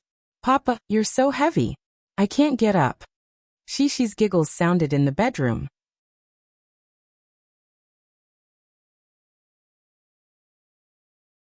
Chapter 662. When there were no telephones, everyone wrote letters. Your father used to write letters when he first joined the army, but he didn't write much. Besides, the postman only came to the village once every half a month. Our place is far from the county. During breakfast, Dong Yue smiled and talked about the past. I can't read, so I asked Huan Huan to read. Grandma's story was very interesting. However, Shishi, who was eating breakfast, did not pay attention to her grandma. From time to time, the little girl's eyes drifted to the letter that her father put aside. She was expectant, curious, happy, and even a little impatient. Finally, after breakfast, Shishi could read Lu Weisha's letter. Shishi wanted to open the letter herself, and so did Yang Yi. Therefore, he sat next to his daughter and taught her how to open the letter. However, it was not an easy task. After Shishi tore a small hole in the envelope with her little hand, she panicked and felt as if she had destroyed the letter. She quickly stuffed it back into her father's hand. What's wrong? You did well. Continue. Yang Yi smiled. The little girl pouted her little mouth and shrank her little hand behind her back. She was unwilling to take the letter and said anxiously, Papa, help me. Help me. Yang Yi gently tore the envelope and helped his daughter open it. Taking out the contents, to Yang Yi's surprise, Lu Weisha's letter was not a letter full of words, but a few hard cards. Among them, 3 were photos and 1 was a postcard. There were a few lines of English on the postcard. The handwriting was beautiful and smooth, and it did not look like it was written by a child. It should be written by Lu Weisha's mother. Looking at the photos first, Yang Yi handed them to Shishi, who had been waiting eagerly. Murphy also curiously poked her head over. Now that Tong Tong was in her grandfather's arms, she did not need to accompany her son 24/7. 2 of the 3 photos were taken with the sea as the background, and 1 was a close-up. Lu Weisha was swimming in the sea with her mother. She was wearing diving goggles, a breathing tube, and a swimming ring. Lu Weisha was fully equipped and looked very interesting. The other photo was a distant view. Lu Weisha and a few white boys were building a crooked castle on the beach. Behind them, the white beach and the beautiful blue sea intersected. It was beautiful like a dream. The photos should be taken by David. This guy was actually quite good at taking photos. Yang Yi, who had learned a lot of photography skills for his daughter, could see that the composition and light adjustment of the photos were extraordinary. These photos were taken with a Polaroid without any post-editing. It could directly reflect the photographer's ability. Of course, this was only Yang Yi's feeling. Shishi paid more attention to the content. While Lu Weisha went swimming, the little girl said enviously. However, she soon felt that something was wrong. She raised her head and asked, Papa, the weather is so cold. Isn't Lu Weisha cold? Shishi looked at Lu Weisha's one-piece swimsuit.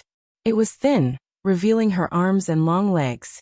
Thinking about the whistling cold wind outside, the little girl couldn't help but shiver. Before Yang Yi could speak, Murphy, who was also watching with interest, smiled and said, No, Lu Weisha is now in Australia. The climate there is the opposite of ours. When we are in winter, they are in summer. When we are in summer, they are in winter. So now we feel that the weather is very cold. But over at Lu Weisha's place, the weather is very hot. So that's how it is. The little girl looked at her mother as if she understood, and her eyes gradually became admiring. Mom, you are so amazing. You know so much. Yang Yi wanted to tell his daughter that this was all common sense. However, when he thought about it, How could she know so much common sense? But he could consider letting the little girl start to slowly learn some scientific knowledge. Now that Yang Yi had been dealing with a lot of things, his mind had become more active. After pondering over the idea of letting Cece understand science, Yang Yi thought of the children's book author support fund that he had already prepared, and was only waiting to announce to everyone after the new year. In addition to fairy tales, he could increase the scope of support for popular science books. There were always some parents who were science students. They understood the principles of science, and also knew how to explain it to their children. Only then could they explain it in simple terms and make it fascinating. If he let them create interesting popular science books for their children, it would be easier for the children to accept them. Thinking a little too far, Yang Yi came back to his senses.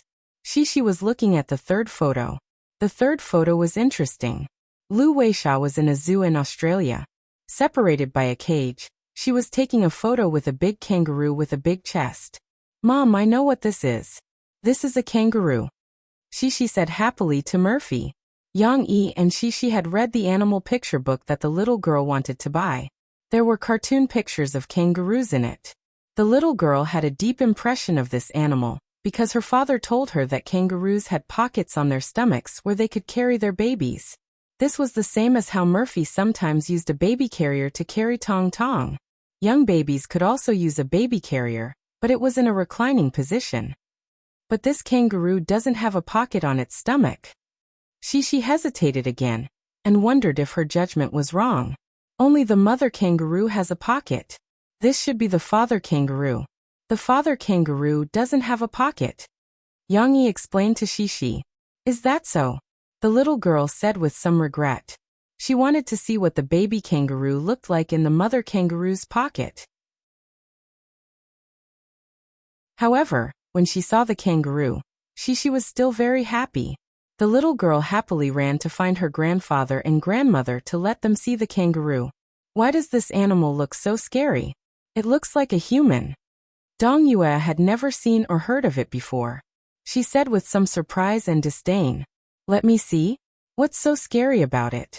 In the past, when the tigers in the mountains saw this guy who only knows how to put on airs, they would definitely bite him. Yang Chonggui said indifferently after seeing it. The little girl suddenly lost interest.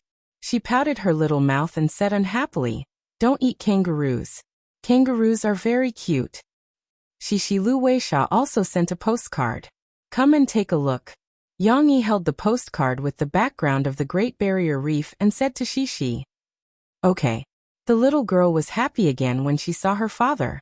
She excitedly jumped into her father's arms. Fortunately, Yang Yi's strength was great, and he caught the heavy little guy. She knew a few words, but when they were strung together, the little girl couldn't understand. Lu Weisha said, "Shi, I had a lot of fun in Australia. We ate lobsters. The seaside is very interesting. I really hope you can come to Australia to play." Yang Yi helped his daughter read it and then translated. Shi had eaten lobsters before. When Yang Yi and Murphy were together on their first anniversary, he took her to eat lobsters in a big hotel. The little girl didn't have any special reaction to this. "Papa, I also want to go to Australia to play.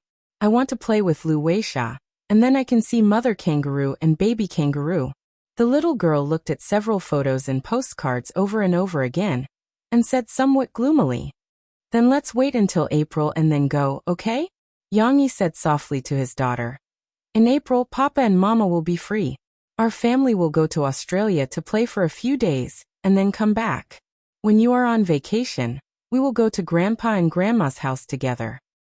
Well, okay. The little girl got her father's promise and immediately became happy.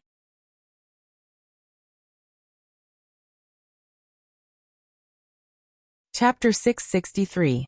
Originally, Yang Yi wanted Shi to write a reply to Lu Weisha. However, thinking that Lu Weisha was traveling with her parents outside and had no fixed residence, it was useless to write a reply, so he could only give up. "What are you going to do with the rest of the letter?" Yang Yi looked at his daughter, and carefully put the photo and postcard into the album that he had bought for her. It was a girl's little collection. He smiled and asked, "Do you want to cut the stamps? Daddy will buy you another stamp album to keep." However, she turned her little head and said seriously, "No, you can't cut it. You have to keep it." It seemed that the little girl was not interested in collecting stamps and those colorful little pieces of paper. After all, there were abundant living materials now, and she had more fun and beautiful toys. However, she could not bear to throw away the envelope, so she stuffed the whole envelope into a new page of the album. Of course, it seemed that the envelope was a little long and could not be stuffed directly. The little girl deftly took out the envelope, folded it, and put it back. She then smiled with satisfaction. In Yang Yi's opinion, Shishi's organizing ability was not good enough. After stuffing the envelope, it was bulging. After closing the album, it was like sticking out her butt. Part of it was bulging, and it was not beautiful. However, he did not want to interfere with Shishi doing things that she could do by herself. Sometimes, it might be more effective to let her do it herself, and think of a way than to do it best under the guidance of an adult. In the afternoon, Yang Yi started to cook the pigtail stew with peanut soup. Dong Yue frowned at first and said, "Tizi, you can give this to adults. Don't give it to little Yang Shi. Children will shake their heads and become stupid if they eat the pigtail." "Mom, don't believe in something that has no scientific basis," Yang Yi said with a smile. "In all these years, have you ever seen a child shake their head and become stupid?" Who said no? In the west of the village, the silly child of the second Lu family, isn't he stupid? That child is 1 year older than you, Dong Yue said. Yes, but he was born stupid. How could he become stupid from eating a pig's tail? Besides, Grandpa Lu's family is so poor that they can't even fill their stomachs. You even asked me to send some sweet potatoes to their family in the past. How could they have the money to eat pig's tails? You can't even afford pork, Yang Yi said. Coincidentally, Yang Yi was strolling into the side hall with his hands behind his back. He heard Yang Yi and Dong Yue talking about the pig's tail in the kitchen, so he came over to take a look. You're not stupid after eating a pig's tail. Pigtails, pig ears, and pig tongues are the most delicious parts of a pig. Yang Chonggui stared at him and said, "When I was young, I went to Guangdong province to make a living. Their peanut braised pig's tail, TSK. I can eat 7 bowls of rice in a row with that taste. But you can't give it to children." Dong Yue was a little shaken, but some words that had been passed down by word of mouth were still rooted in her heart. Where did this nonsense come from? Those children in Guangdong province eat pig's tail since they were young. No, only the young masters of rich families have the fortune to eat pig's tail. If they can't eat it, then why would these noble young masters like to eat it so much? Yang Chonggui snorted and argued with his wife. Dong Yue trusted Yang Chonggui's knowledge more. After a while, she didn't insist on her old opinion. Moreover, Dong Yue was convinced by her husband and son. However, Yang Chonggui might be disappointed. Yang Yi didn't plan to make peanut braised pig's tail today. Instead, he used these 2 things to make soup. Peanut braised pig's tail needed to be fried in oil in advance. At the end, it also needed to be cooked with strong seasoning until the pig's tail was soft and tender.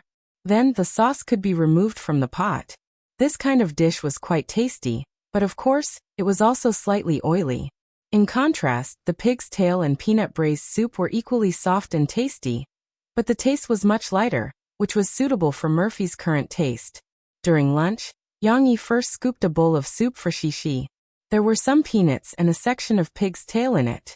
Shishi liked to eat peanuts very much, but this was the first time she had seen pig's tail at the dining table. The little girl happily scooped up a peanut with a small spoon and stuffed it into her mouth. As she ate the soft peanuts, she curiously fiddled with the small section of pig's tail and asked, "Papa, what is this?" "Pig's tail, it's delicious," Yang Chonggui answered for Yang Yi, who was still busy. "Little Yang Shi, look at Grandpa eating like this." The old man finished the soup in the bowl first, and then he moved his hands very roughly. He pinched the bone of the pig's tail from front to back, grabbed it, and dipped it in the soy sauce. Before the soy sauce slid down, he moved his big mouth forward and took a big bite. "Oh, delicious. It's very delicious." Yang Chonggui smiled and gave a thumbs up. Was it really that delicious? The pig's tail was delicious, but it wasn't necessarily so exaggerated. Yang Chonggui was just teasing his granddaughter. She also reached into her bowl and fished out the pig's tail. She didn't mind that her fingers were stuck in the soup. The little girl dipped it in the soy sauce and took a bite, just like her grandfather.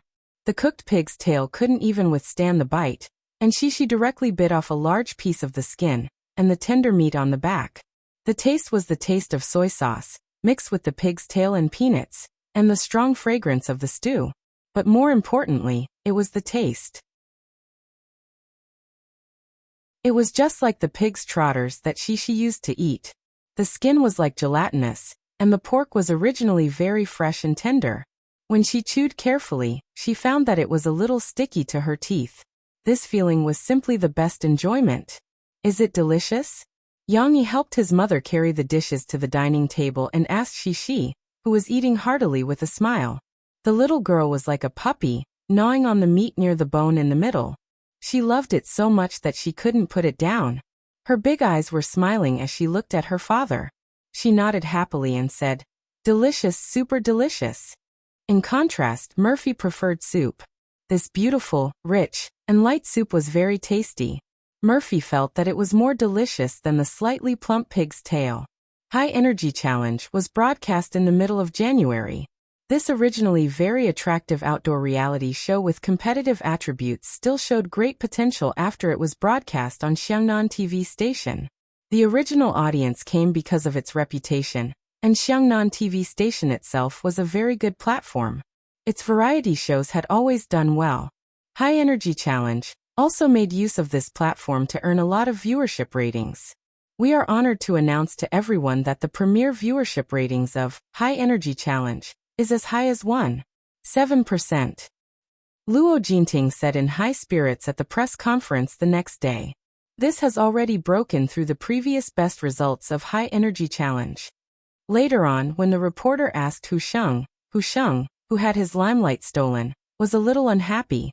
He could only force a smile and said to the reporter, "We will continue to work hard in the future and strive to make another breakthrough."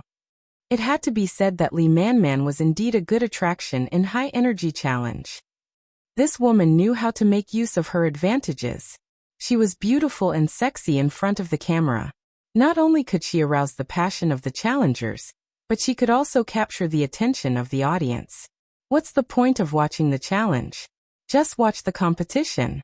When High Energy Challenge stood out in the field of variety shows, in fact, the mainstream media didn't pay attention to its so-called breakthrough in history. Instead, they were fighting to report that the viewership ratings of Soldier's Assault had broken the viewership ratings record of Central TV's TV series. Soldier's Assault was no longer just a TV series. The audience treated it as a kind of emotion and treated it as their own child. They wanted to see how that silly child, Su Sanduo, would break through himself step by step and grow into a good soldier step by step. Not only did they watch it themselves, but they also pulled their relatives and friends to watch it together. Naturally, the viewership ratings of this TV series also rose. This time, the record was broken because of the 13th episode. Chen Kai left Gang Qilian, and Quan Lian was shocked. Even the most gentle and tolerant Shijin couldn't help but splash wine on Chen Kai's face. Then Shijin was reinstated.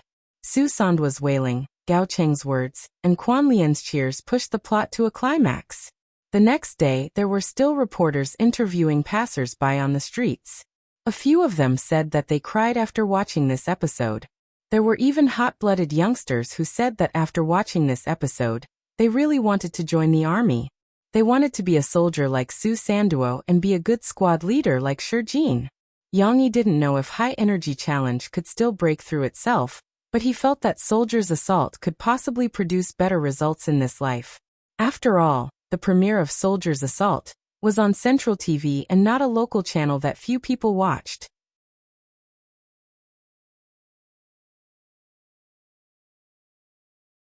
Chapter 664. Everyone was busy celebrating the Lunar New Year, but the production team of the Limit Challenge was destined not to leave their posts this Lunar New Year. Yun Yangfeng had already reached an agreement with Magic City TV station that the first episode of the Limit Challenge would be broadcasted on the 26th of February.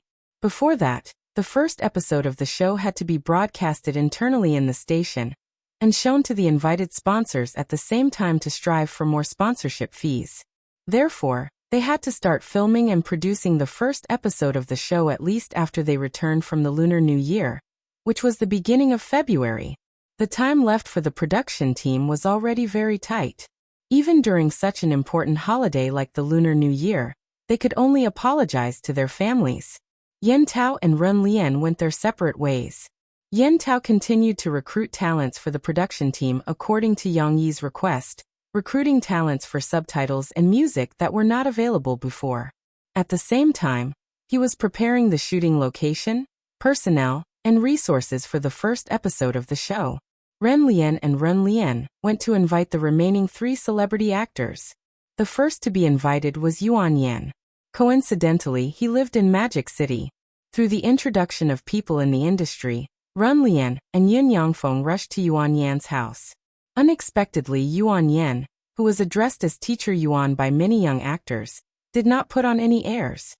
He chatted with Yin Yangfeng and Yin Yangfeng happily, but his eyes that were squinted into slits when he smiled were shining with the light of wisdom.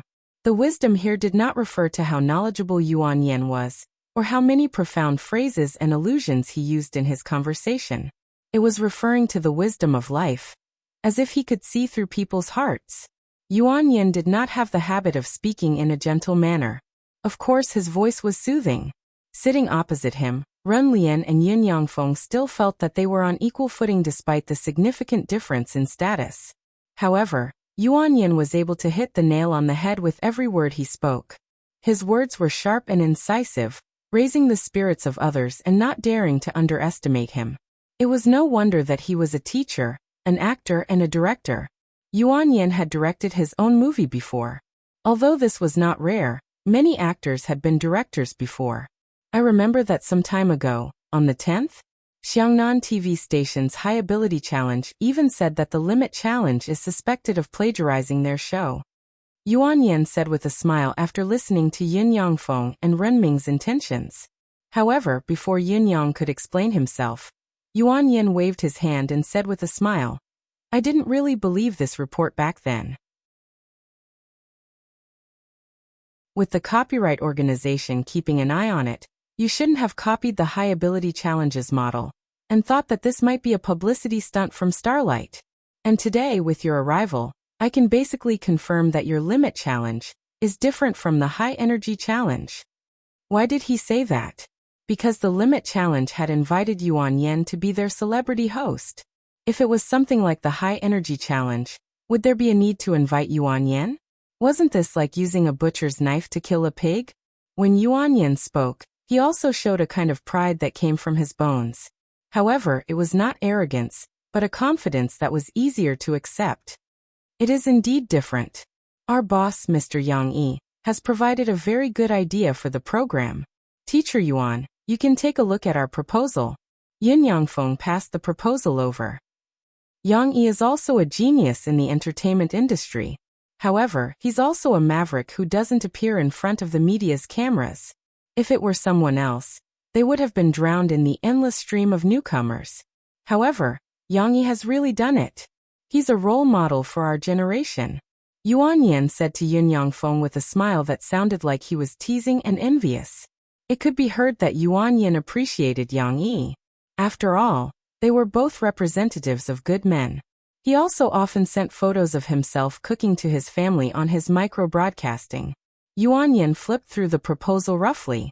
The model and gameplay of the Limit Challenge formed a rough idea in his mind.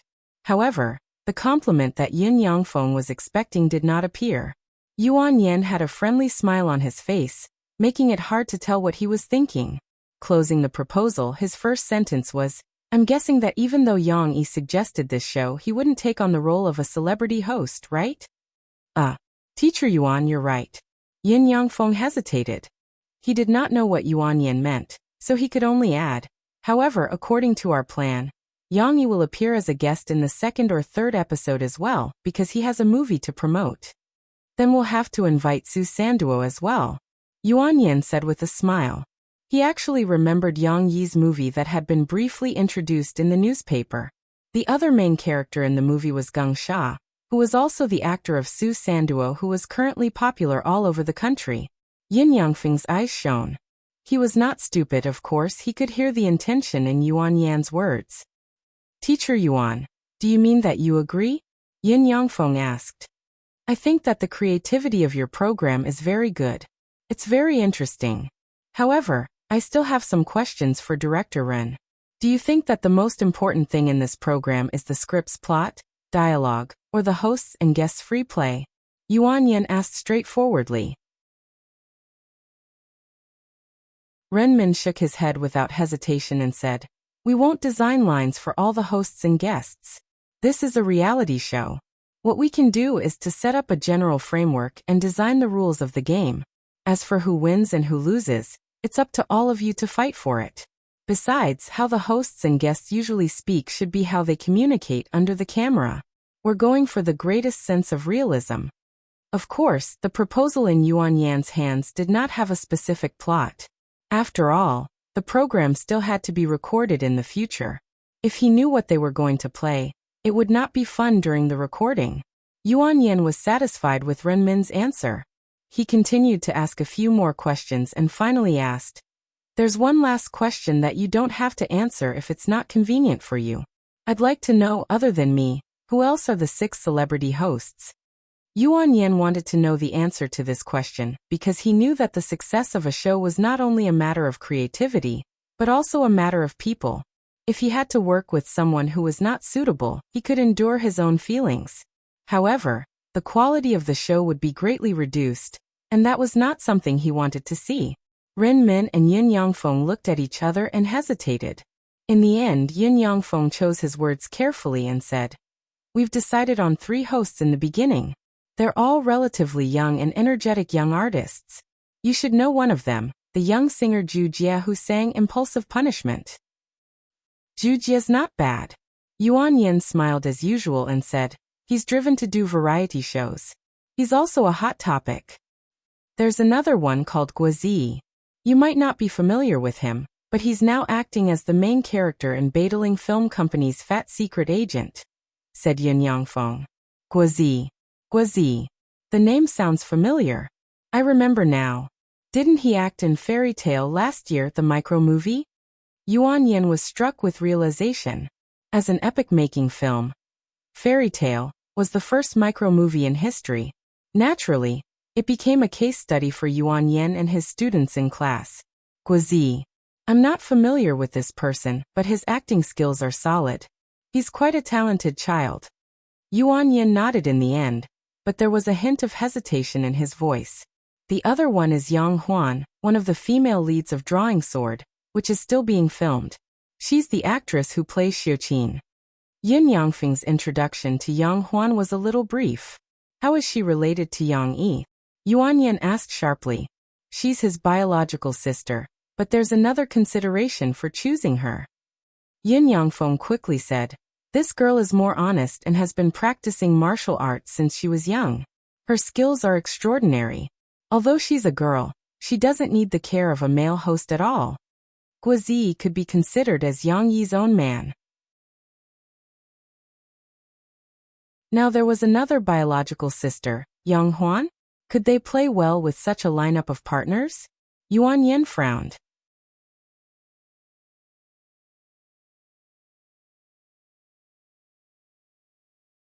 Chapter 665. In Yang Yi's previous life, there was a public service advertisement on the internet called Using Wisdom to See the Invisible Things. It was about a vegetable market's lady boss who was collecting rent when it was uploaded onto the internet. Netizens grabbed onto the video clip to show the lady boss's inhumane side and criticized it. They tried to use language to scold the lady boss to death, and tried to persuade the people nearby not to go to the market to buy vegetables. However, these netizens did not know that the lady boss's harsh words were just her habitual mouth. In fact, she was kind on the surface and had helped many people. The camera captured her collecting rent fiercely, but it did not capture her collecting rent. If she collected too much money, she would not be greedy, but return it to the stall owner who was running a small business. The camera captured her smashing someone else's scale, But it did not capture her smashing the scale that was short. It did not capture her asking the stall owner to buy a good scale in exasperation. Nor did it capture her persuading others to run their business with integrity. There were many things that the camera could not capture, such as her asking the deaf and mute to sell vegetables at her own market instead of drifting aimlessly outside. In spite of this, the netizens dared not come to the market due to the online violence. Although the video ended abruptly, it was expected that the situation would only worsen. In this world, most people like to judge people and things on the surface, or they like to take things out of context and go with the flow. However, Yuan Yin was not such a person. Among the 3 people chosen by the program, Yuan Yin was only satisfied with Zhu Jie. He did not know enough about Guozi and Yang Huan, especially Yang Huan. After knowing that Yang Huan was Yang Yi's younger sister, Yuan Yin was vaguely displeased. How could a show with potential involve so much nepotism? Was this not self-destruction? However, Yuan Yin did not make a conclusion immediately. Instead, he asked Yun Yangfeng and Ren Min to wait while he went to another room and searched for Shen Wani's phone number. Shen Wani was slightly older than Yuan Yin. However, Yuan Yin and Shen Wani both graduated from the Shanghai Drama Academy. Shen Wani could be considered as Yuan Yan's senior, so the two of them had a close relationship. Yuan Yin called Shen Wani. Coincidentally, although Shen Wani was filming, he was filming someone else's scene. He sat by the side and waited. The assistant passed the phone to Shen Wani. Through the conversation with Shen Wani, Yuan Yin roughly knew what kind of person Yang Huan, who played Li Yunlong's wife, was. Capable, hardworking, efficient, emotional. Yuan Yin looked at the paper and noted down some of the key words that Shen Wani mentioned about Yang Huan. He muttered, "Of course, the most important thing is that she has real kung fu." The martial artists in the crew can't beat Yang Huan. When Shen Wani was talking about Yang Huan, his tone was full of admiration. He admired Yang Huan's fighting skills. In the entertainment industry, there were not many actresses who could fight. In that case, even if Yang Huan was a backdoor entrant, he seemed to have a pretty good persona. Yuan Yin did not let Yin Yangfeng and the rest wait for too long. He came back with a plate of cut fruits and asked Yin Yangfeng and Ren Meng to eat while smiling. "Where are the other 2? Who do you have in mind?" "We haven't had the time to contact the other 2 teachers. Our initial choice is teacher Dan Hongkui and teacher Ma Jianwei." Yin Yangfeng was relieved to see that Yuan Yin was still chatting casually when he came back.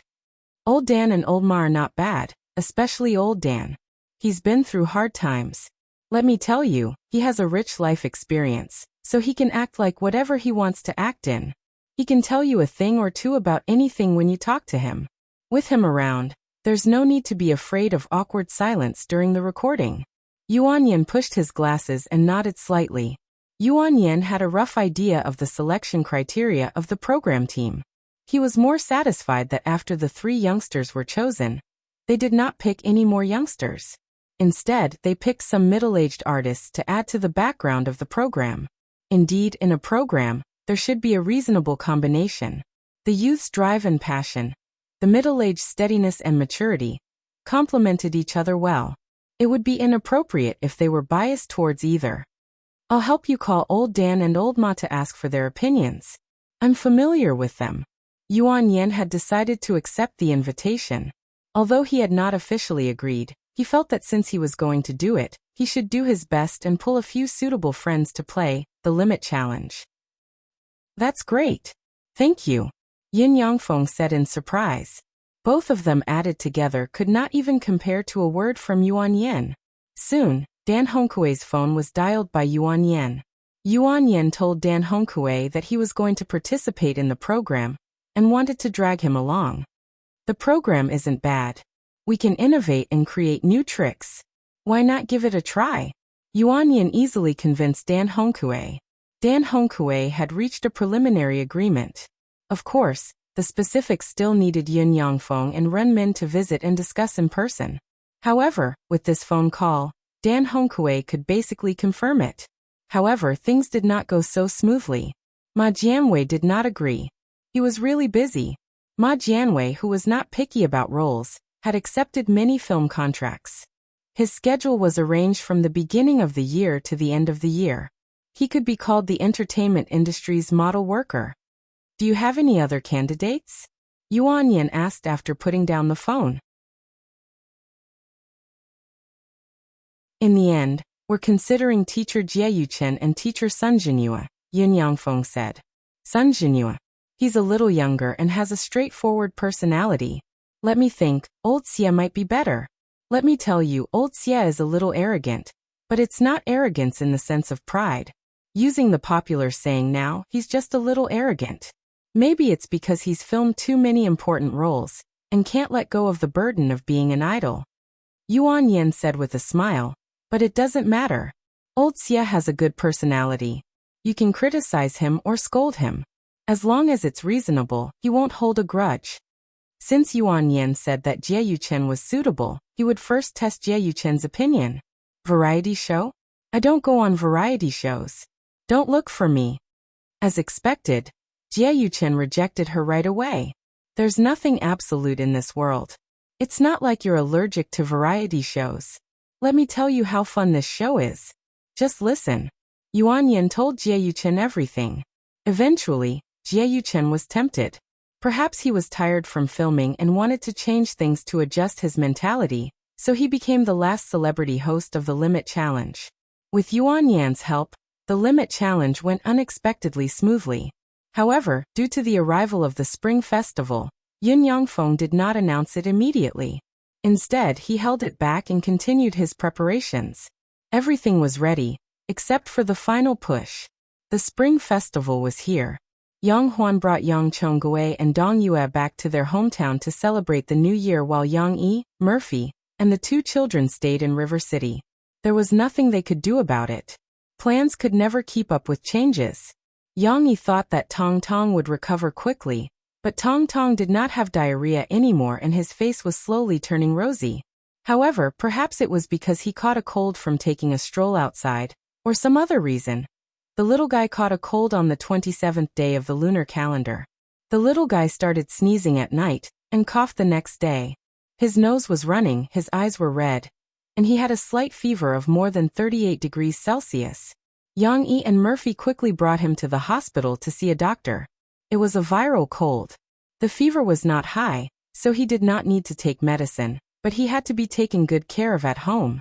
To let the little guy sleep comfortably, reduce outdoor activities, and increase the humidity in the house, Yang even bought an air humidifier on his way back. According to the doctor's advice, they had spent a long time at home. It was obvious that they could not bring Tong Tong back to the countryside under such circumstances. Murphy had privately protested to Yang Yi. After all, if Tong Tong's condition worsened after they returned to their hometown, it would be a huge problem to seek medical treatment. Murphy was right, and Yang Yi understood that. In fact, Tong Tong was only 2 months old. No matter what, he should not have to travel such a long distance to such a remote environment in his hometown. However, Yang Yi and Murphy were inexperienced. Murphy used to live on her father's farm, which was not considered a rural area. It was a short drive to the town, and the medical facilities there were not bad at all. Yang Yi had never experienced such a thing before. When he brought Shishi home, Shishi was already 4 years old. She did not have to worry about such things at all. Luckily, there was still time to deal with the problem. In order to take care of Tong Tong, Yang Yi had to stay in Jiangqing with Murphy and Shishi. Yang Huan was the only one who could bring the old folks home to celebrate the new year. This was another problem. Without any preparation, how could Yang Yi bring Sisi to celebrate the new year with the 4 of them in such a lively manner?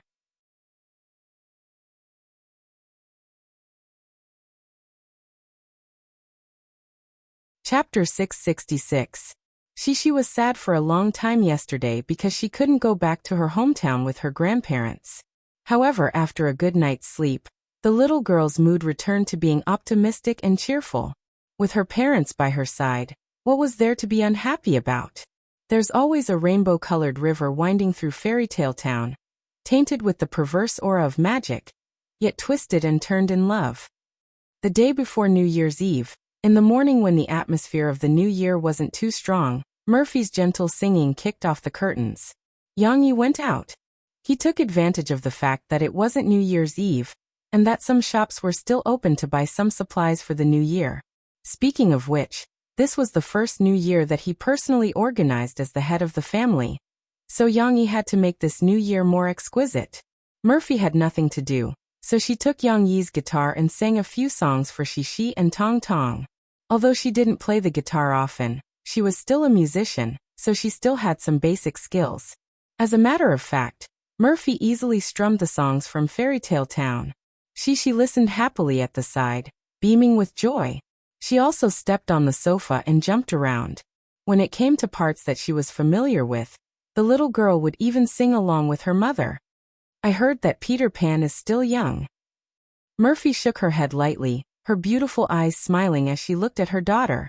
Shishi pounced forward to her mother's side, her long hair fluttering to her temples. The little girl found it very amusing and giggled.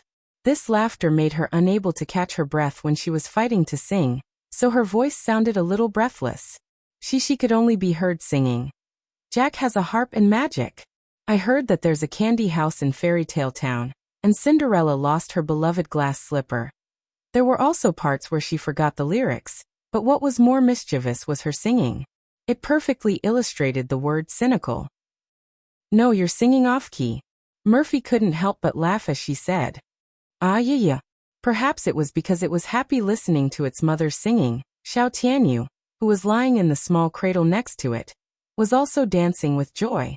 It even grinned and used its tender vowels to express its emotions. She couldn't carry the little guy all the time, so there was a four-legged blue cradle in the living room. It looked like a boat suspended in the air, and could be gently rocked. Tong was lying in the cradle. He was beside his mother, so he could look at her and listen to her and his sister sing. Hee hee. Mom, my brother is laughing. Cece excitedly slipped down from the sofa and sat on the carpet, looking at her brother in the cradle. Although singing was fun, her little brother was much more. The little girl was holding a balloon hammer with a yellow handle and a red cartoon pattern. She was gesturing in front of her younger brother. However, Tong Tong still didn't know how to reach out his hand to grab it. He could only watch as his chubby little arms moved gently. He grinned with his toothless mouth and laughed happily. Little brother, do you want to play? But you don't know how to play. This naughty sister was still giggling as she teased Tong Tong. Murphy watched from the side and couldn't help but feel happy for the warm interaction between the siblings. However, she also saw that Tong Tong's nose was still running. It wasn't much, but when she thought about how she looked when she had a cold, she knew that Tong Tong was suffering from a cold. It had to be said that although little Momo had caught a cold, his mental state was not bad. The little guy seemed to have a very optimistic attitude. Previously, when he had diarrhea, his body was weak, but the little guy would still tease in his father's and mother's arms. He would open his big eyes and laugh. If he could learn how to speak, would he be happier to use new words to express his emotions? Of course, she still had to help Tong Tong blow his nose. Murphy used a small towel to wipe off the snot outside his nose. Then, she tore some medical cotton balls from the side table and twisted them into the shape of a small stick. She gently stuck the stick into Tong Tong's nose and wiped the snot out of his nasal cavity. Murphy was very serious as she did it. She watched from the side with interest. Tong Tong, who was lying in the cradle, didn't know what was going on. He opened his big eyes and looked at his mother's face, which made him feel comfortable. After a while, he was inexplicably happy. He started to dance and laugh. Don't move. Here's your nose. Murphy was amused as she gently pressed Tong Tong's little hand. She couldn't help but feel happy when she looked at this smiling baby. Yang Yi came back from his shopping spree around noon. However, he was busy preparing lunch. Although Murphy could help wash the rice and cook, Yang Yi still had to do the cooking. Therefore, all the things he bought could only be sorted out in the afternoon. In the afternoon, Yang Yi prepared a pen and ink on the table in the side hall. He cut out a large piece of red paper inlaid with gold and spread it on the table. It looked like he was going to sell Spring Festival couplets. Papa, what are you doing? She was very interested. She followed behind her father and watched him prepare. Steamed bun also followed behind Shishi. This guy was now Shishi's follower. Of course, he was also very interested in Tong Tong. However, his big master didn't allow him to play with Tong Tong yet. Your papa is going to write Spring Festival couplets. Let's watch Papa write, okay? Murphy came from the living room with Tong Tong in her arms. She sat down on a chair and said with a smile, okay. Actually, there was no need for her mother to say anything. The little girl had already climbed onto the chair in high spirits. She stood on the chair and supported herself on the table. She curiously watched her father dip the brush into the ink on the inkstone. Yang Yi's expression was a little serious. He knew calligraphy and had learned it in his previous life. However, in comparison, his calligraphy could only be said to be passable. Zither, chess, calligraphy, painting, chess, and calligraphy couldn't compare to his zither and painting. Moreover, he hadn't written in a long time. Yang Yi pondered for a while before he lowered his wrist and started writing. Everything goes smoothly, and a lucky star arrives. Everything goes well. Good fortune comes.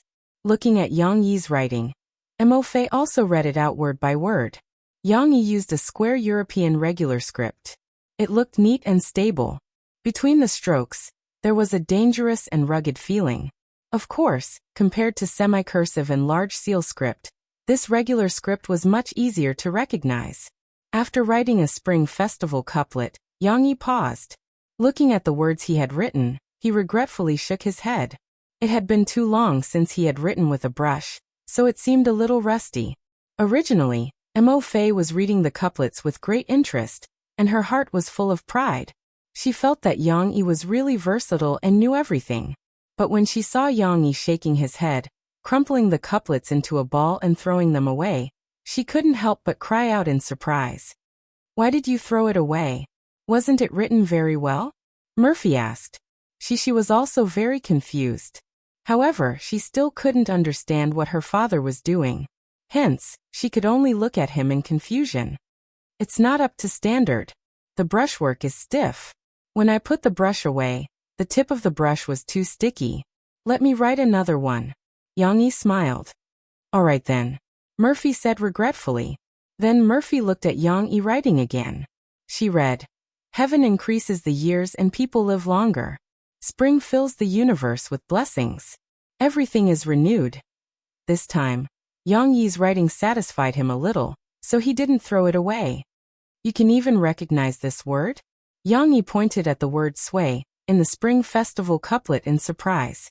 This was the traditional Chinese word for sway. Yang Yi wrote such a traditional Chinese Spring Festival couplet. Compared to door and other words, the traditional Chinese word for sway was much more complicated. I used to live in Harbor City, okay? Murphy giggled. Moreover, do you think I'm so stupid? Even if I don't recognize it, I can tell from the context. Yang Yi had forgotten about this. He smiled and shook his head, then continued to write. He had prepared a lot of red paper for the Spring Festival couplets. He just wanted to throw away some of the bad ones. She was watching her father's writing attentively. She didn't know if her father's serious attitude could plant a seed of seriousness in the little girl's heart.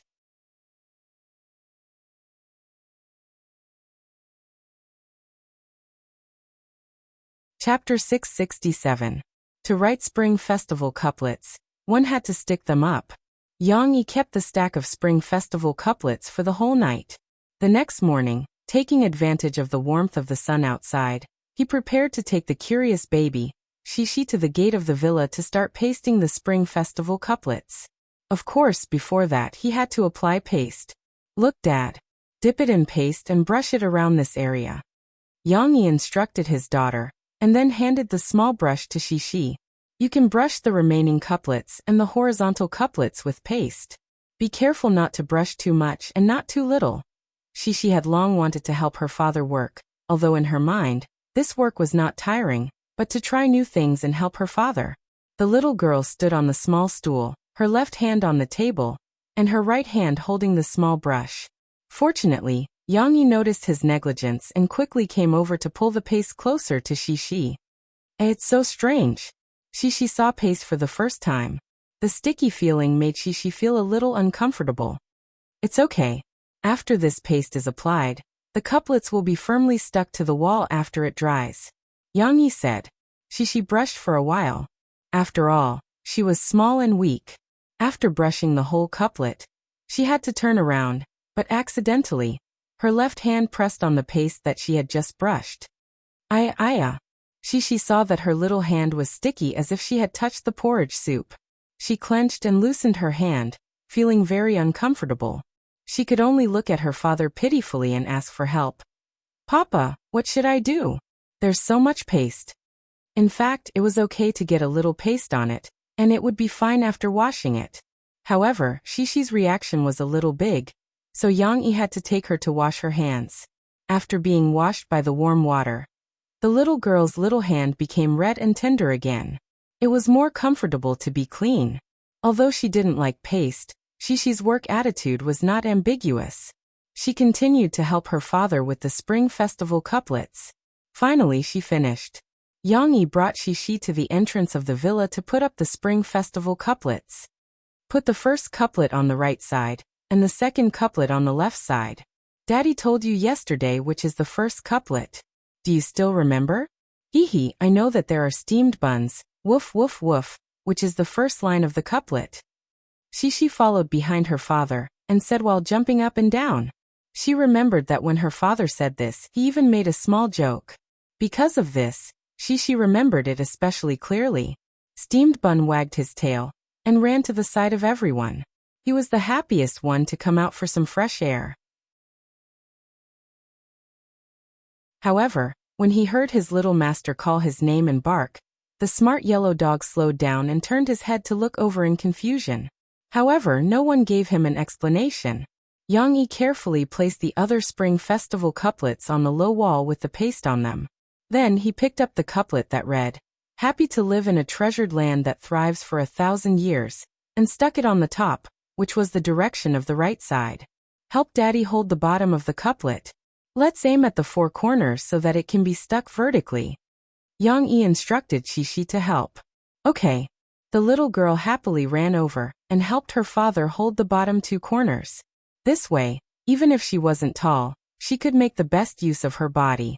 Shishi still didn't like paste, so she used her fingers to carefully press on the red paper. She didn't dare to press her whole hand on it, for fear that the paste would get on her hand again. After pasting the couplet on the courtyard entrance, Yang Yi and Shishi went to the entrance of the villa. At this time, Murphy left Tong Tong on the small cradle that she could see and walked to the entrance with her camera. Shishi, Daddy, look at the camera and smile. Murphy wanted to take a photo of Yang Yi and his daughter. Hee. The little girl helped to press the couplet, and turned her head back with her bright eyes. Although she was wearing winter clothes, the little girl was full of vitality and in high spirits. Her cheeks were slightly rosy under the bright sunlight and the red paper of the Spring Festival couplet. It was as if the spring breeze was blowing and the flowers were blooming 10 miles away. Gotcha! Murphy captured this scene and froze it. After Mo-Fei took a few photos and came back with satisfaction, little Momo, who was lying in the cradle, began to babble. Mo-Fei didn't know if it felt that it was a little bored. You also want to play with your sister, right? You also want to help Daddy work and take photos with Mommy, right? Murphy smiled. She held Tong Tong's armpits with both hands and carried him out of the cradle. She held him upright in front of her and talked to him intimately. As if this was a fair conversation, Tong Tong looked at his mother in confusion for a while. Finally, he opened his mouth and laughed. He didn't know why he was so happy. The eve of the Spring Festival was busy and fulfilling. After all the preparations were done, Yang Yi took out a string of red firecrackers and hung them on a tree in the courtyard in the evening. Daddy, let's not set off firecrackers, okay? I'm scared. When she saw the firecrackers, she remembered that when her father set off firecrackers at her grandfather's house last year, she was worried that her father would be blown up. Moreover, the firecrackers this time were so big that she was even more scared. She grabbed her father's clothes and begged him bitterly. Yang Yi looked back in surprise and saw his daughter's tearful face. It seemed that she would cry if he didn't give up the idea of setting off firecrackers. Yang Yi couldn't help but feel happy. He smiled and touched Shishi's little head and said, Little fool, look at what Daddy is holding. Are these real firecrackers? Yang Yi pulled Shishi's little hand over and let her touch the red firecrackers. The little girl immediately felt the hard plastic texture of the firecrackers. This is fake. It's just a model. After we plug it in and turn on the switch, it will crackle like firecrackers, but it's not real firecrackers, Yang Yi explained to Shishi. Won't it explode? The little girl asked doubtfully. Of course not. It's just the sound of firecrackers. We are celebrating the Spring Festival with such an atmosphere. Only then can it be called the Spring Festival, right? Yang Yi said with a smile. It was not that Jiang City prohibited firecrackers and fireworks. The main reason why Yang Yi didn't buy real firecrackers was that after the firecrackers were set off, there would be a strong smell of gunpowder. He was worried that the smell would choke his tong-tong, so he used fake firecrackers. Only then did Cece feel relieved. After getting down from her father's arms, she not only smiled through her tears, but also circled around the fake firecrackers curiously, asking her father to show her how the firecrackers sounded. Yang Yi pulled out a socket and plugged it in. The big red firecrackers hanging on the tree flickered with red light and made crackling sounds of firecrackers exploding. At first, the sudden appearance of the red light and the sound gave Cece a fright. The little girl hurriedly hid behind her father, looking for her most trusted shield. But soon, she found that there was only movement and no threat at all. The little girl gathered her courage and stuck out her little head. It turns out that it really doesn't explode. However, under the gradually falling curtain of night, the flickering fake firecrackers were quite beautiful. Shishi blinked her big eyes and pulled her father's hand, letting him come closer to take a closer look. At this time, a dark figure ran into the yard. Only when he got closer could he see Steamed Bun's yellow fur under the light of the yard. Woof woof. Steamed Bun seemed to be frightened by the sound of the firecrackers. He bared his teeth and barked at the firecrackers. Steamed Bun, don't bark, Yang Yi scolded. He was worried that Steamed Bun would scare the child. Hee, Steamed Bun thought they were real firecrackers. Shishi smiled and bent down. She hugged Steamed Bun's neck and comforted him. Steamed Bun, don't be afraid. These are fake firecrackers that Papa bought. They're not real. It turned out that Steamed Bun was just a fox pretending to be a tiger. Just now, when he was beside Yang Yi, he barked at the firecrackers, but in his heart he was very scared. When Shishi hugged him, the little guy turned his head and drilled into Shishi's arms. He whimpered in a low voice, as if he was wronged. Yang Yi inexplicably thought of a sentence. Who isn't a baby? On the contrary, Tong Tong was a lot bolder in the house. Although the sound of the firecrackers was blocked by the door, the little guy didn't seem to be afraid at all. It must be known that other children were afraid of firecrackers. However, Tong Tong was still calmly drinking milk in his mother's arms and enjoying his New Year's Eve dinner. After the firecrackers went off for a while, Yang Yi pulled out the lights so that they wouldn't disturb the people. Of course, the big red firecrackers were still on the tree. They could be used in the early morning and tomorrow. Happy New Year! Although it was just a family dinner for the four of them, there were Dad, Mom, little brother who was nibbling on his fingers, and Cece, who had helped out for the whole day. So the New Year's atmosphere was very good. Cece couldn't stop smiling happily. She raised the small glass of soda with her parents and gave each other their blessings.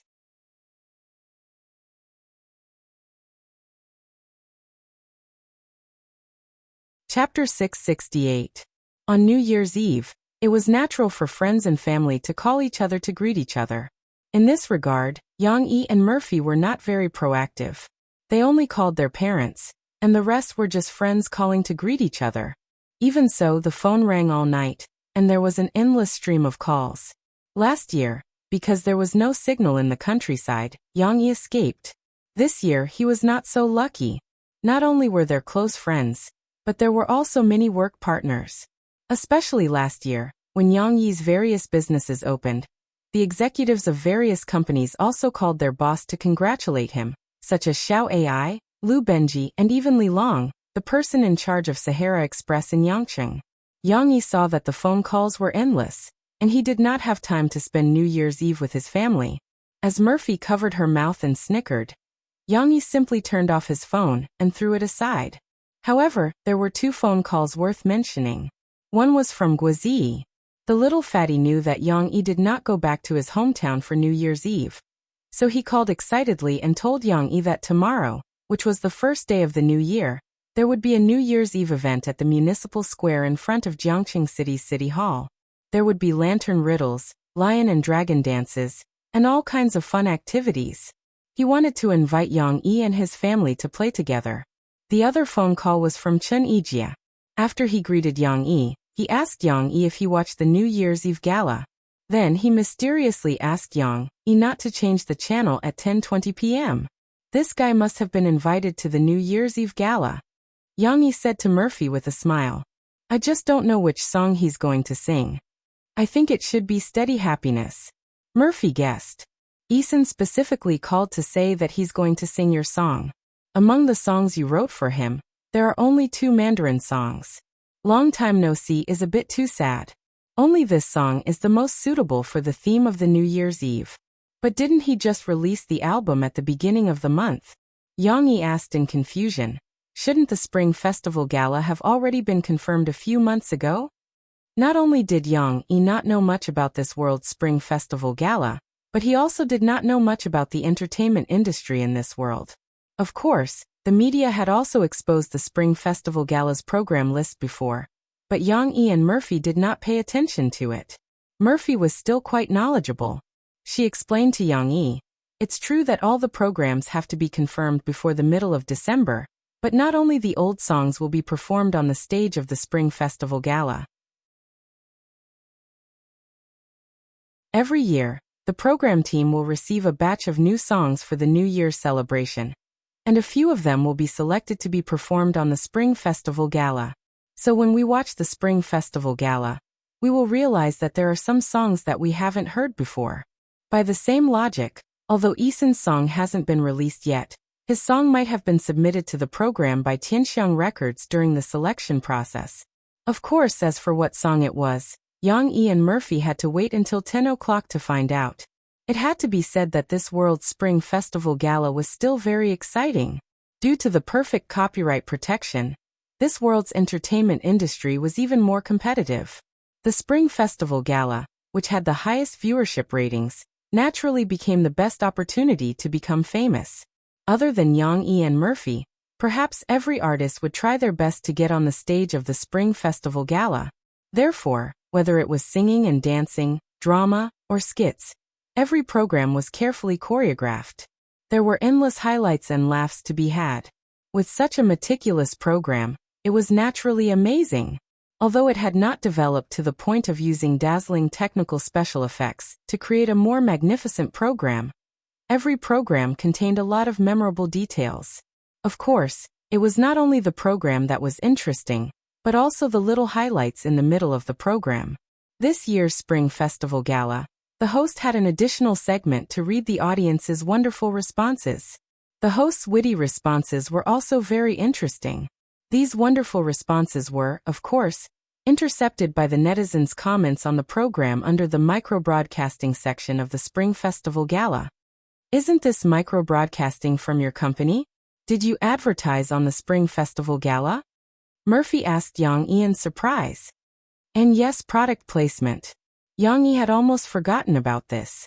3 months ago, the CEO of Backwave Technology Company had asked him to approve this large advertising budget. Yang Yi had even praised their idea. Although this Spring Festival Gala was only celebrated by the 4 of them, Yang Yi and the others still had a very warm time. Under the bright lights in the living room, Murphy was nestled in Yang Yi's arms. The 2 of them were chatting while watching the Spring Festival Gala. Tong Tong, who had already fallen asleep, was lying in the cradle next to them. The breathable mosquito net blocked the changing lights and the voices of the adults. The little guy was sleeping soundly. There was also Shishi.